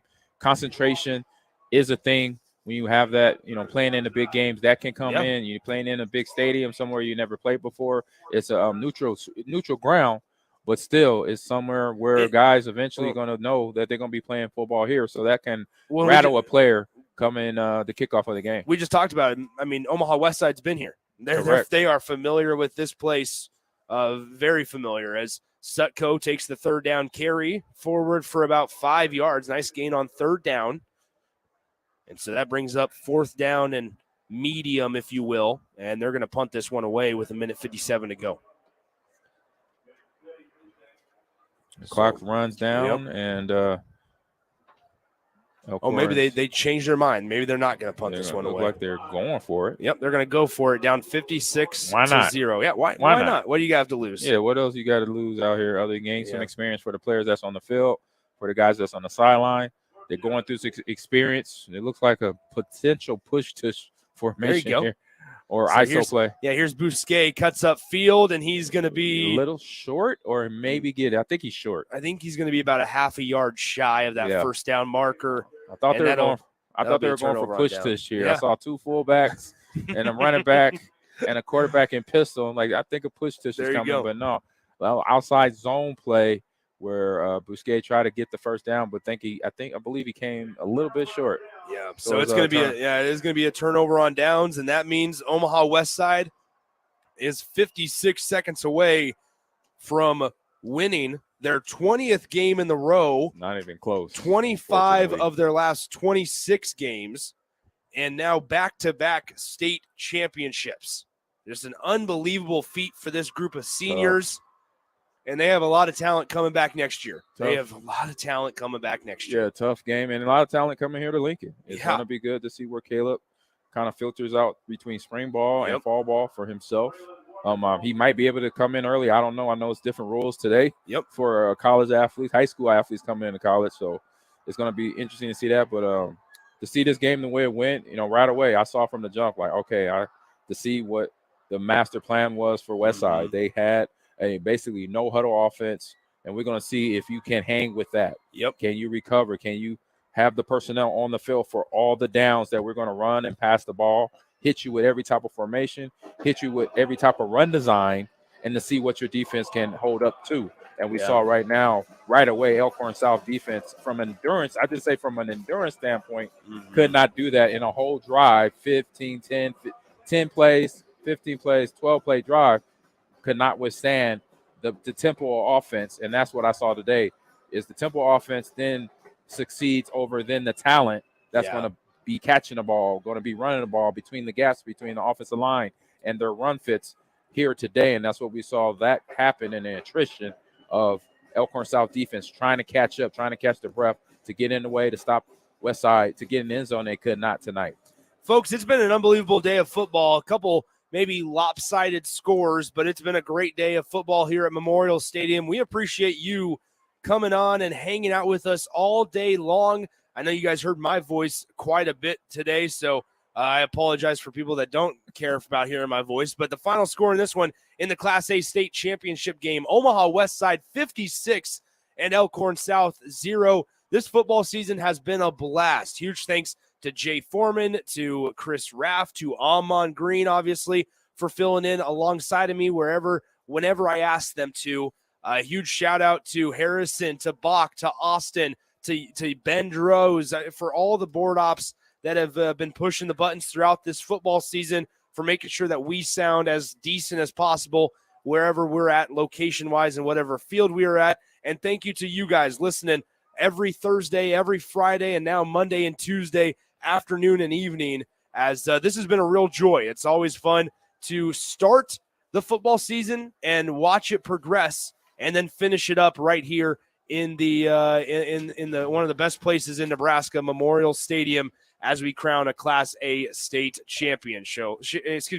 A Class A state champion. So once again, thank you very much for hanging out with us all fall long throughout football season. Basketball season does start in just 9 days, as we'll have our first high school basketball broadcast coming your way on November 30th.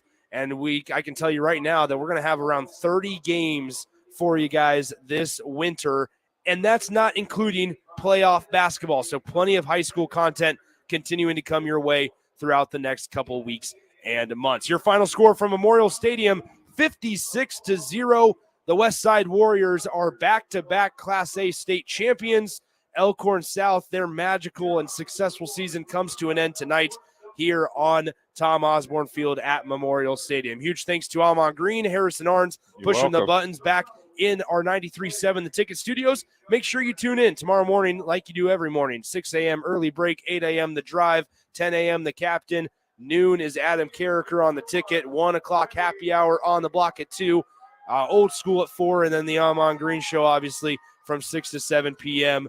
And we'll also have a men's basketball postgame show, as Nebraska Men's Hoops has a big one against Duquesne tomorrow night at home at 7 p.m. Huge thanks to all of our sponsors for allowing us to broadcast high school football this fall as well. And we're looking forward, like I said, to high school hoop season, both boys and girls action coming your way starting on November 30th. Nick Sanders saying so long from Memorial Stadium one final time from a football field here in 2023.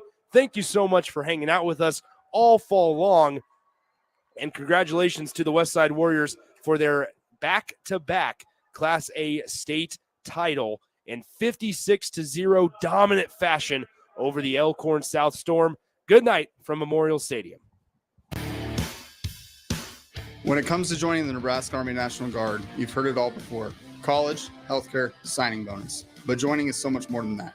It's setting yourself up for a new and better chapter of your life. I'm Staff Sergeant Paul White, and because of the Nebraska Army National Guard, I'm in control of my career. And when the workday ends,